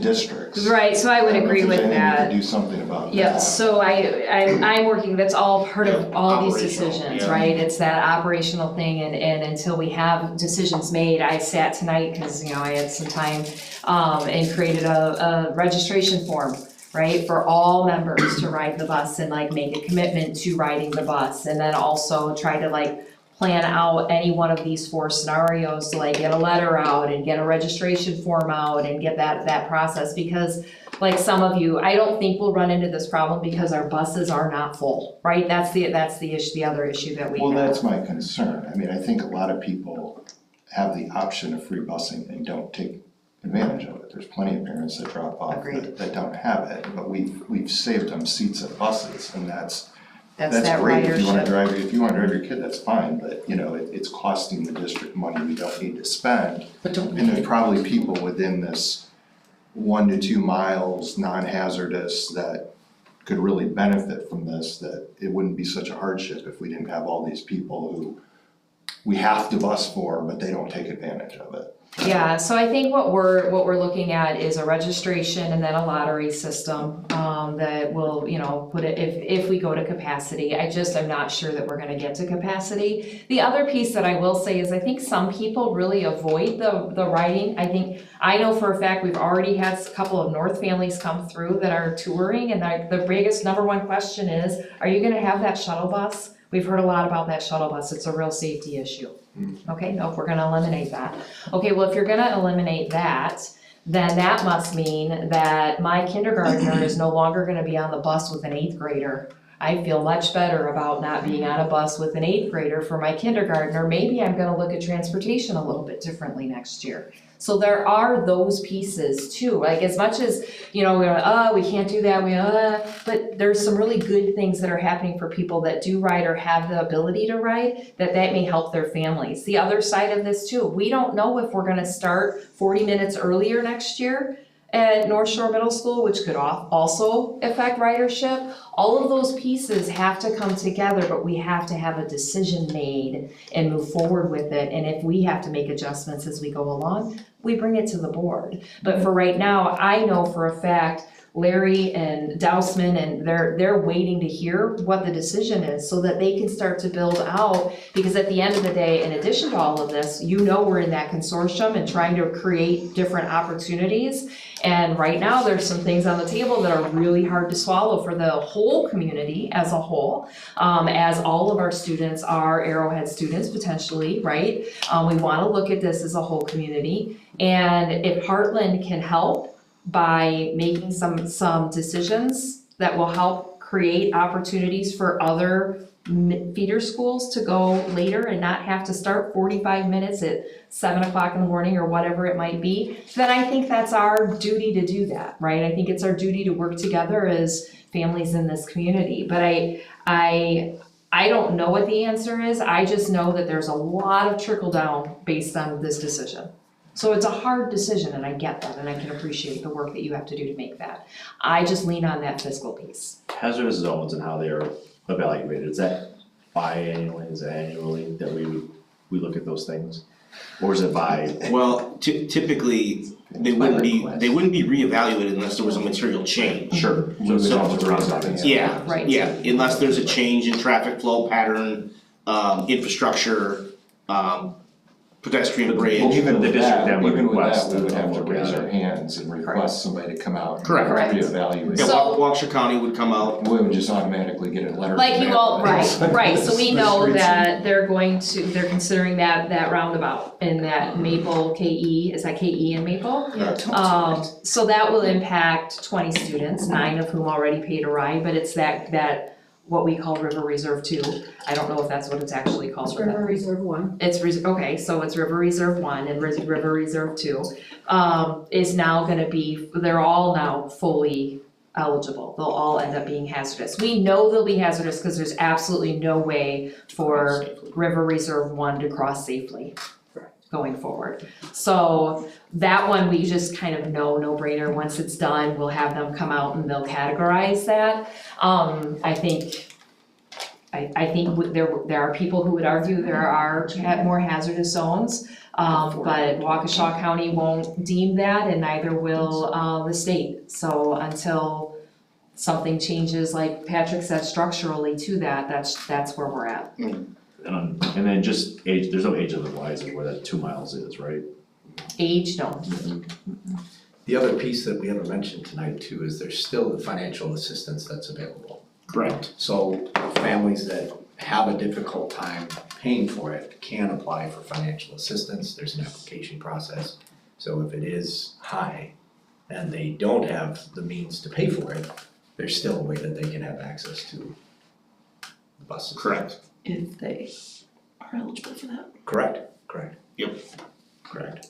It'd be an income-based system, Yep. just like free and reduced lunches. Right. Yep. And there's So that- tiers to it. And again, that's. Same limit, same, Yeah. so if Same. you don't qualify for free lunch. Same criteria. Yeah. Free and or reduced program. Yeah, I have the chart for last year. How many students, or how many families have multiple driving in this zone? That I don't have offhand. Such a moving number too, it's Yeah. got 3 schools. I would be too, next sure.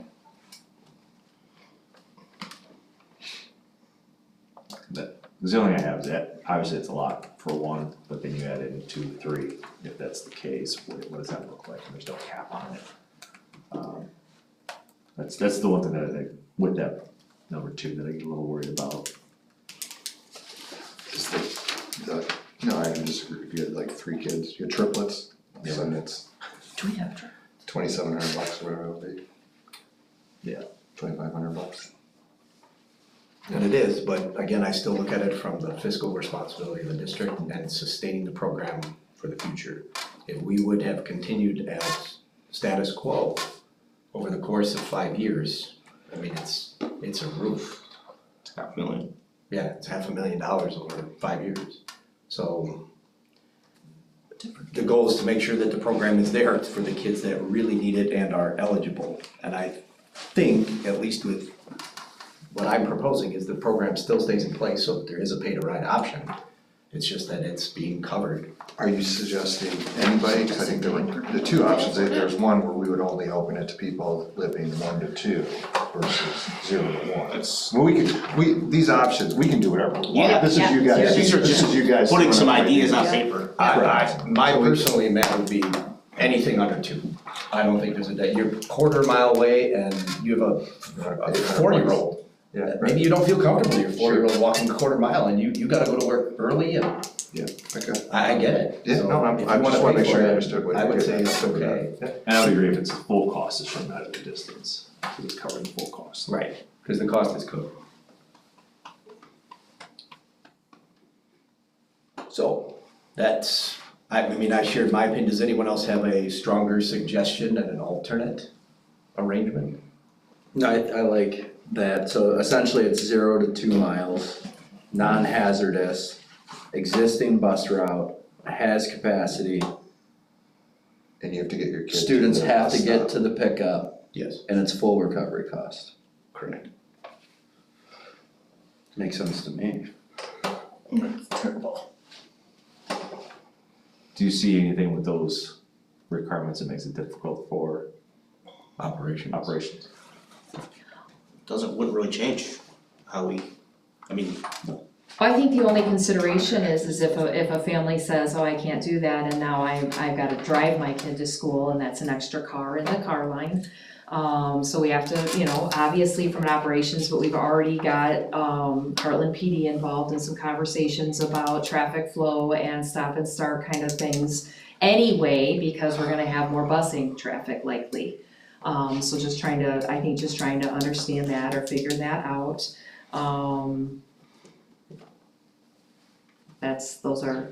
Those are real things that we have to have the conversations and take a look at. We are gonna stagger start and stop for, all of our schools next year. The issues have been that North and South have started at the same time, so if you've got a kiddo you're dropping off at North, well, then your South kid is gonna be late, and then if your South kid gets dropped off, your North kiddo's gonna be late.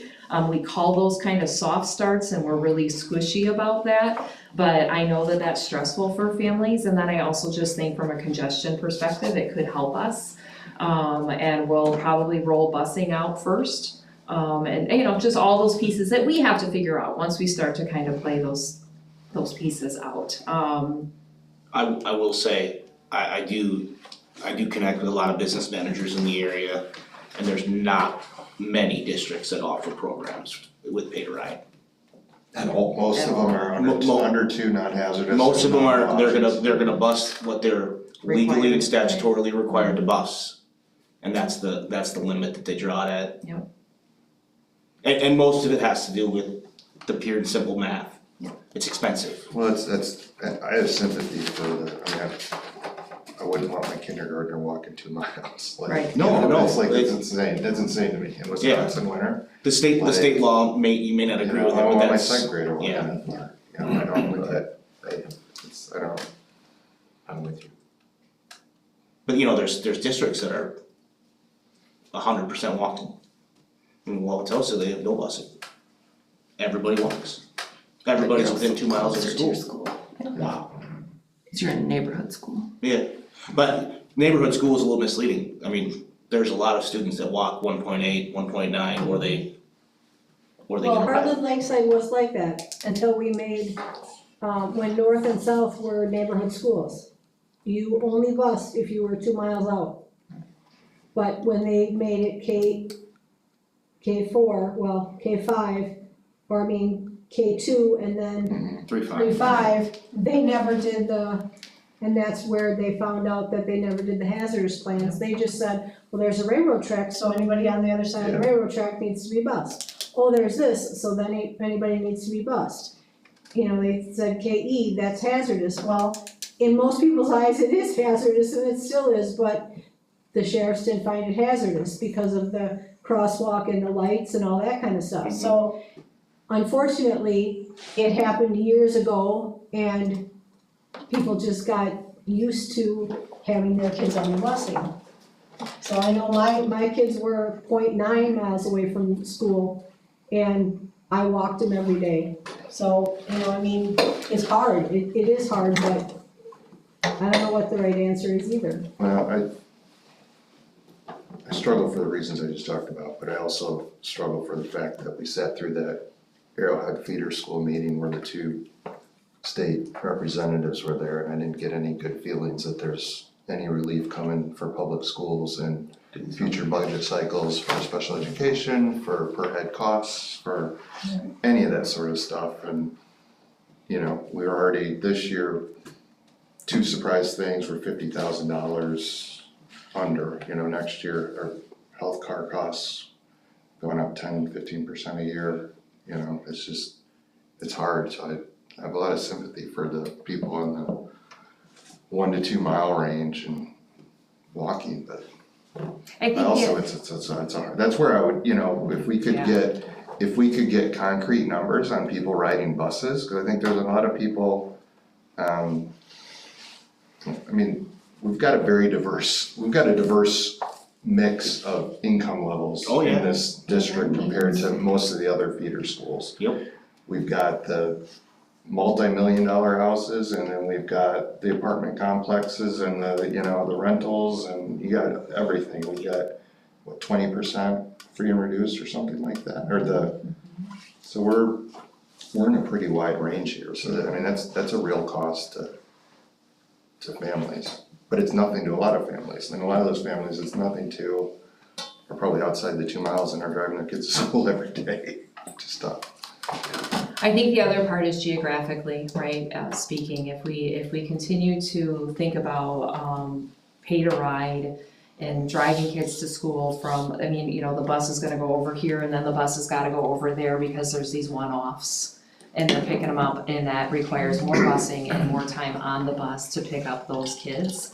So I just, there's a lot of moving parts to this whole thing. It is not a really awesome have to make decision, but I think, you know, it's public education and we have the requirements to do X, Y, and Z, and I would not wanna be in charge of determining for our district and for our students, this kid gets to pay nothing while we supplement that person $749, $739. Right, from an equity perspective alone, I just don't think, right, like, so because I walk to school, the district is paying $750 more a year because I ride the bus and I'm a walker, so I'm penalized by that $750. Why not give all of that money to all of the kids in our programming?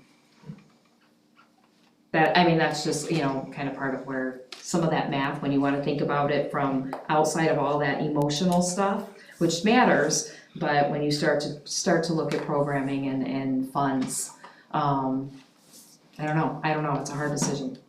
Not one I'm glad I don't have to make it.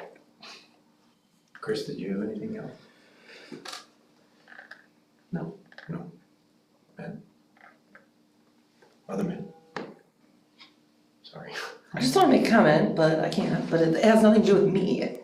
A thought to think of is those families that need the bus because they have to go to work early and there's no wrap spots open. And they then have to leave the kid who then has to walk because they're under 2 miles. So like, we're really lucky we have a stay-at-home parent that can be there for the kids. But there are those families, maybe the kid going to North Shore from Hartridge gets on the bus because it's 25 minutes earlier that mom and dad can leave for work. Just something to think of, and yes, maybe they would qualify for free or reduced, but like $850 to someone that just barely doesn't qualify is a lot of money. So just those things to think of. Yeah, I don't think anybody's not thinking of any of that. I think everybody here is thinking that way, and when you start to make decisions, it's hard, right? It just is, it's really hard to kind of determine what do you do? What do you do? And that's probably the biggest reason why I still advocate for keeping the pay to ride program and not getting rid of it.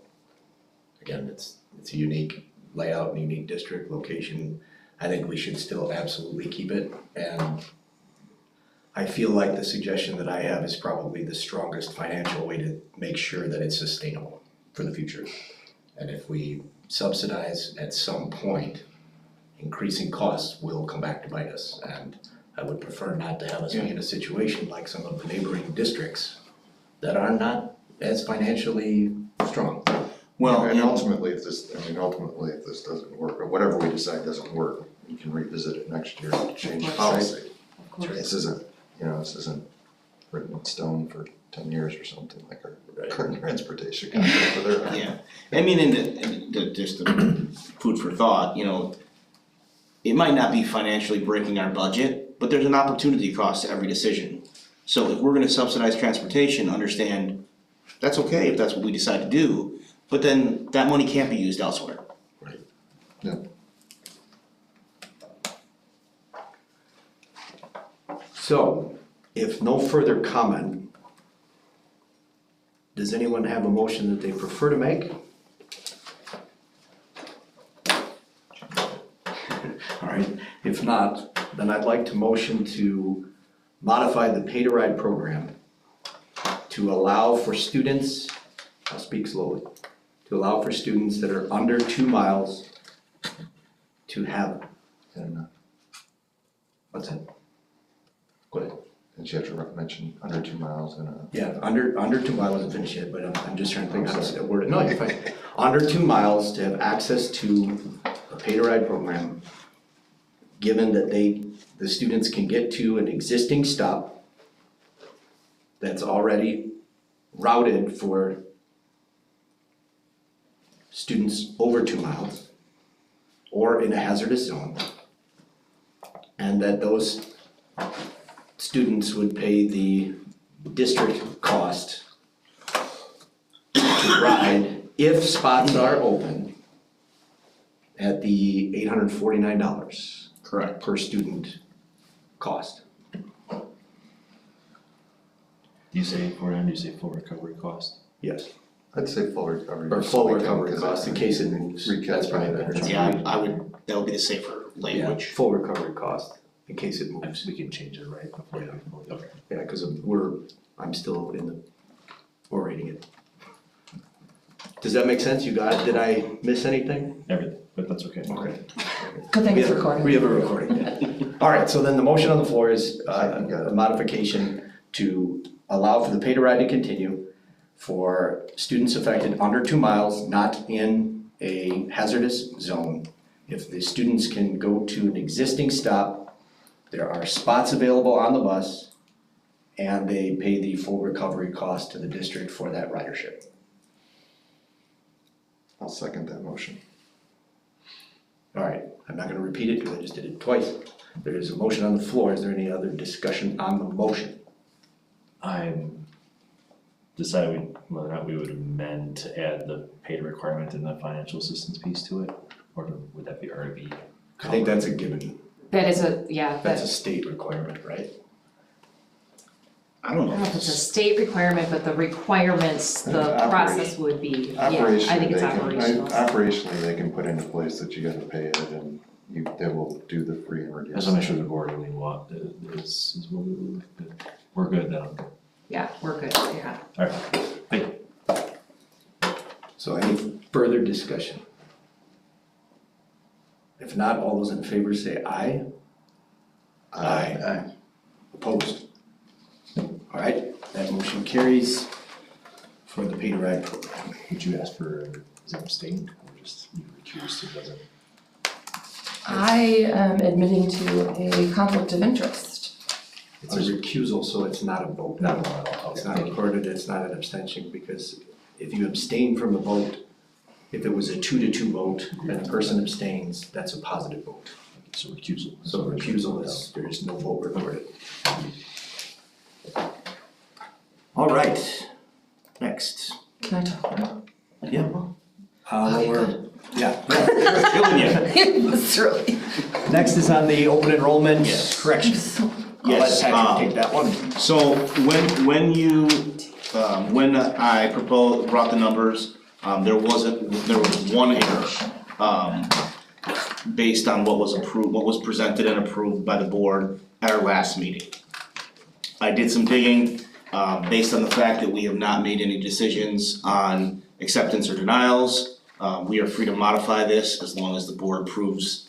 The only modification, based on the error was, I meant to allocate 1 seat for the district at 8th grade instead of 0.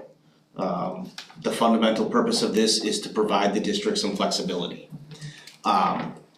There's a lot of changes going on, as we know, with the Arrowhead decisions, whether to admit or not admit, and how that might affect our open enrollment. So I think it is in the district's best interest to keep that flexibility open. And by allocating 1 seat, that provides us said flexibility. I would also add that as we see enrollment coming in, it also opens the opportunity for some families that may be leaving other districts that may have students in multiple grade levels. And we would be handcuffing those families by not offering the opportunity for them to be at the 8th grade level as well. And we wanna make sure that we have that opportunity. No other changes would be made, it would just be moving from 0 seats at the 8th grade for 26-27 to 1 seat. Does anyone have any questions for Patrick? If not, then I'd be looking for a motion to approve of the updated open enrollment seat availability for 26-27 to include 1 8th grade position. Seat. So moved. Second. Any discussion? All those in favor say aye. Aye. Opposed? Motion carries. Thank you. All right, next we'll go on to district updates. So all of my stuff has already happened. I was, transportation and our data. I think it's just so important for us to recognize that group of people that are always taking a look at data differently, because I think just in a general population, people think that we base everything on the forward exam. And I think there's that misnomer out there just for schools in general, but I can tell you that at Hartland-Lakeside, that's not what's happening. And I'm just really proud of the work and all that they're doing to ensure the best instruction for our kids. So I just wanted to just reiterate that because I'm just so proud of them. That's it? That's it. Wow, that's the shortest one yet. Look at that. Can I ask a question? Sure. Have we approved the calendar for next year yet? Not yet. Just came out from Arrowhead on Monday last week. We sat today at the table. This is really interesting because the busing is tied to that as well, right? And if we don't follow a lot of what Arrowhead's busing is, we have to pay more. Significantly more. So we went through and did that, and that's the right thing to do. They've got the greatest buying power. The right thing to do is our families are tied to them. I will say that some of the other feeder schools already went through and had theirs approved. And they're going to be paying more money when we already know that we're gonna have an increase across the board for transportation next year. So I just think I think as much as we can keep our families tied together, if your high schooler is on vacation and your little is not, or vice versa, it just makes things difficult for families. So we wanna make sure that those days that they're off together, you have daycare because you've got an older kid at home, younger kid at home, and they're off at the same time. We're just trying to make sure that we stay, I think helpful for our families. That includes the PD days. Yes, yep, Track all of that alignment. is, yep, completely. When it makes sense. When we can. Yeah, we did have a couple that we have to change because it didn't make sense for our calendar. So that'll come next month. We sat together as an admin team today. Maureen is checking the minutes, and then we'll have a committee take a look at it, and then we'll bring it to you guys in March. how come we don't have off for President's Day? I have noticed that like out this way, they don't have off for President's Day, but like a lot of other districts do. I'm just curious why I don't know. that is a thing out here. I would think with how patriotic everyone is out here, you'd want President's Day off. Especially since we passed that 250th sesquicentennial thing, right? You would have fought for off on President's Day. Well, I don't think those are related, but okay. Okay. All right, then we move on to discussion of business services report. So I'm gonna keep this brief. We met at finance committee.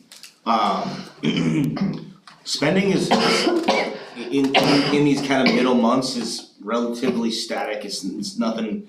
Beginning here, you have a big ramp up in spending. A lot of supplies are ordered. A lot of it's just general wages, benefits, your operating costs that way.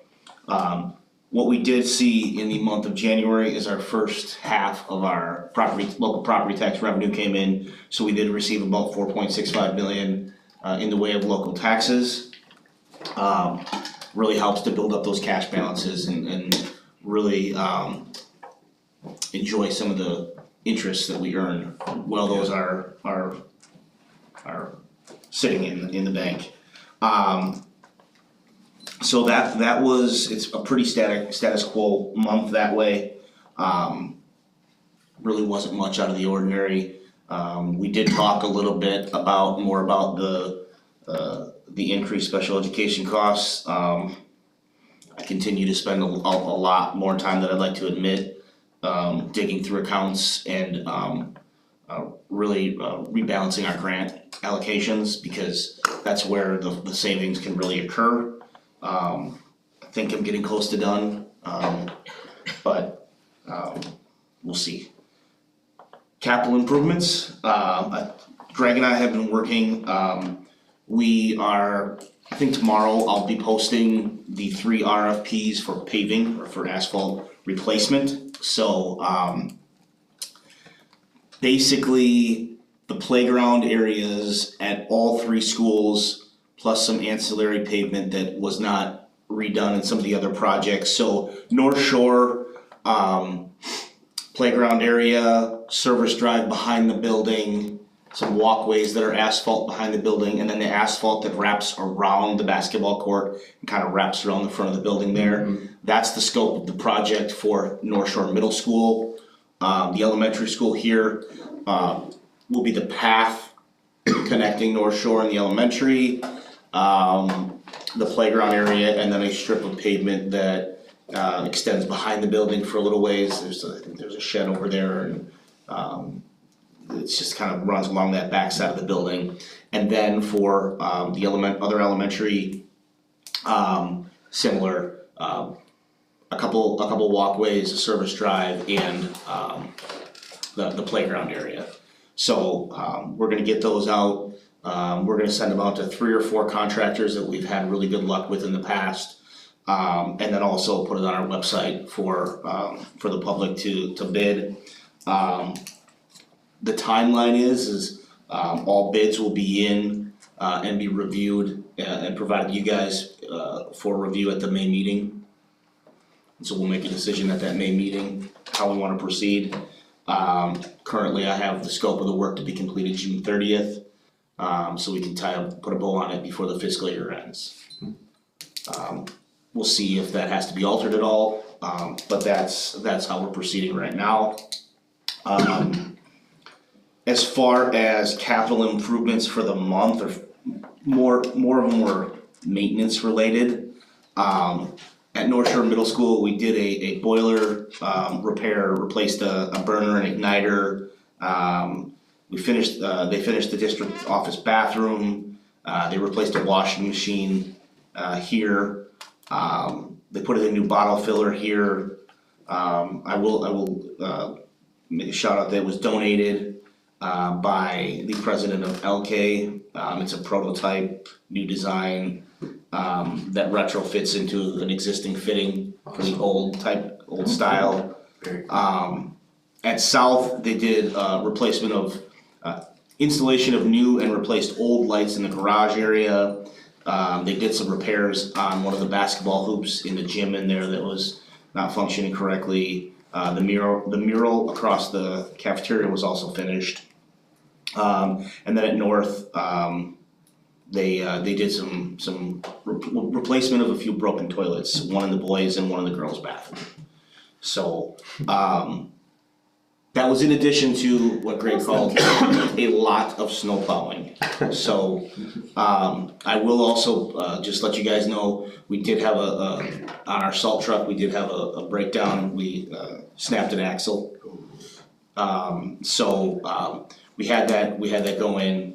When they had it, we had them do all preventative that what it was due for.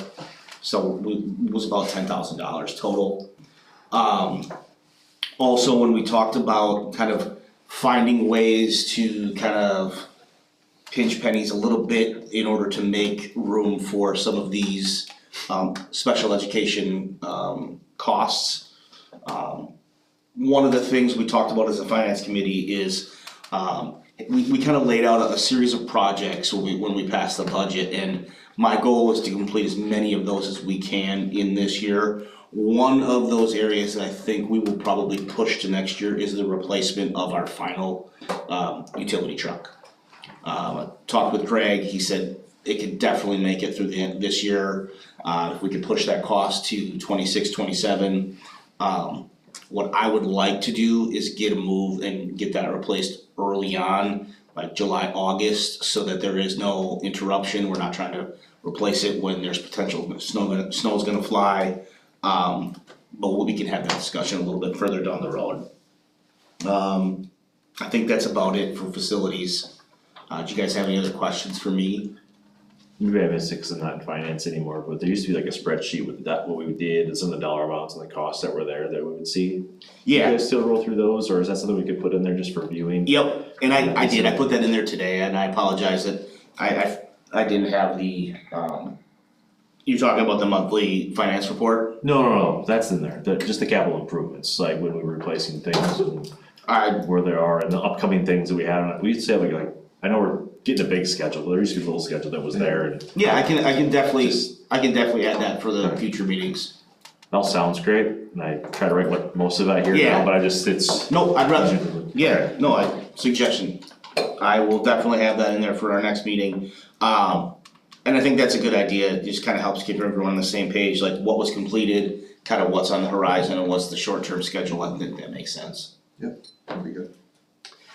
By any chance, did you find out if any other districts were doing? I reached out and nothing really aligned with what we were doing. Okay. I did reach out also to a purchasing cooperative through CISA, and I'm waiting to hear back on that to see if there's any potential cost savings we could realize that way as well. Okay. So thank you, appreciate it. Thank you. All right. That's it? Thank you. Thank you. Good. All right. I only had two little things. One was just a question for the other members to see if you are getting training and education opportunities as much as you need, or do you see a need for us to add that to future discussions for consideration for our board for education and training? I try to forward what I can when I see things. I mean, if you guys see things, please feel free to share them with the board, but I want to make sure that we have access to the training that we might need. I would love to look into WASB again. A more neutral training. So if you want to put that on, I don't know if you want to do that. Okay. Since I think we're one of two districts in the entire state that is not part of it. I don't see any, I like Tina set up that annual training with the legal guys, I think that's, if we continue that, from my perspective, folks can seek out what they wanna seek out. I don't really need to go to the energy to set up like a formal thing, from my opinion. Okay. Just keep an eye on it. Yeah, no, appreciate it. Okay. And then the only other thing is just I been pretty public about it, just again, I think Patrick, you might have mentioned it with open enrollment. Just to remind everyone of what's the discussion that's happening at Arrowhead with the potential change of open enrollment that they're going through. This year, they approved 36 seats, which covers the feeder district 8th graders that open enroll from the outside, so that there are seats open if those 36 decided to go to Arrowhead. But there has been more discussion from the administration and proposals made about trying to get all students underneath one roof. And one of the potential strategies of doing that is a reduction in the open enrollment program overall long-term. There have been no decisions made. There have been hypothetical future what-ifs presented to the board. There have been no decisions and no direct financial modeling that's happened or operational explanation of what that would even look like. But it is something that we'll keep an eye on. I will, of course, continue to report whatever I hear, and just to see how that might affect transportation and enrollment for us as we go forward. Will you be voting in any of those things? We'll see when things are presented. All right. You can, but thank you. You're welcome. Future meetings, Finance Committee, we have Monday, March 9th at 8:30 a.m., is that correct? Correct. PPC to be determined. March 19th at 9 a.m.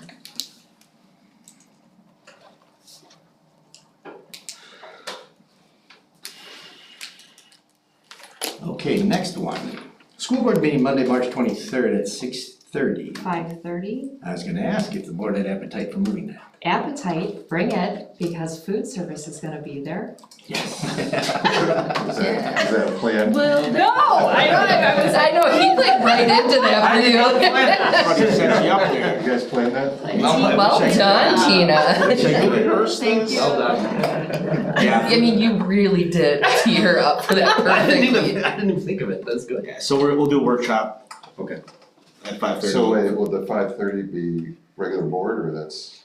I mean, Don't you wanna eat? I Doesn't guess matter. I guess well, how? I just think we just need to announce if it's a regular board at 5:30. And what time? Although we can still always change it, so, whatever. 5:30 works for me. Let's say it's the regular board meeting is at 5:30. That's fine, yeah. And then Chris, we'll are you just okay with that? Yeah. modify it. We don't have PPC in the morning, we're okay. So it's not double dip? Yeah. All right, so that one's Yeah, fine. and so food Same service will week. come in, do a presentation, do a tasting, and answer questions. Does that work with your, didn't you have? I got my dates screwed up. Oh, The conference is a different week. You're still going to that exciting conference? I'm excited about it. It's federal funding. I've been diving into federal funding for 2.5 weeks. But wasn't the school board, I think what we talked, I have it on my calendar is the 16th. Do we just? I think we moved that along. Do we? That's fine. I don't wanna start a discussion. I just. Yeah, just to, I'm good. yeah, we moved that. I think we had voted on, that was one of the ones that was traditionally set for the 16th, and then there were conflicts, we moved it to the 23rd. Good enough. All right, that's it for meetings, and then I'd be looking for a motion to adjourn at 8:49 PM. Motion to adjourn at 8:49 PM. Second. Any discussion? All those in favor say aye. Aye. Opposed? Motion carries. Thank you everyone for staying. Thank you. Good to see you, Neil. Good night. See you, bud. All right, Chris, if you got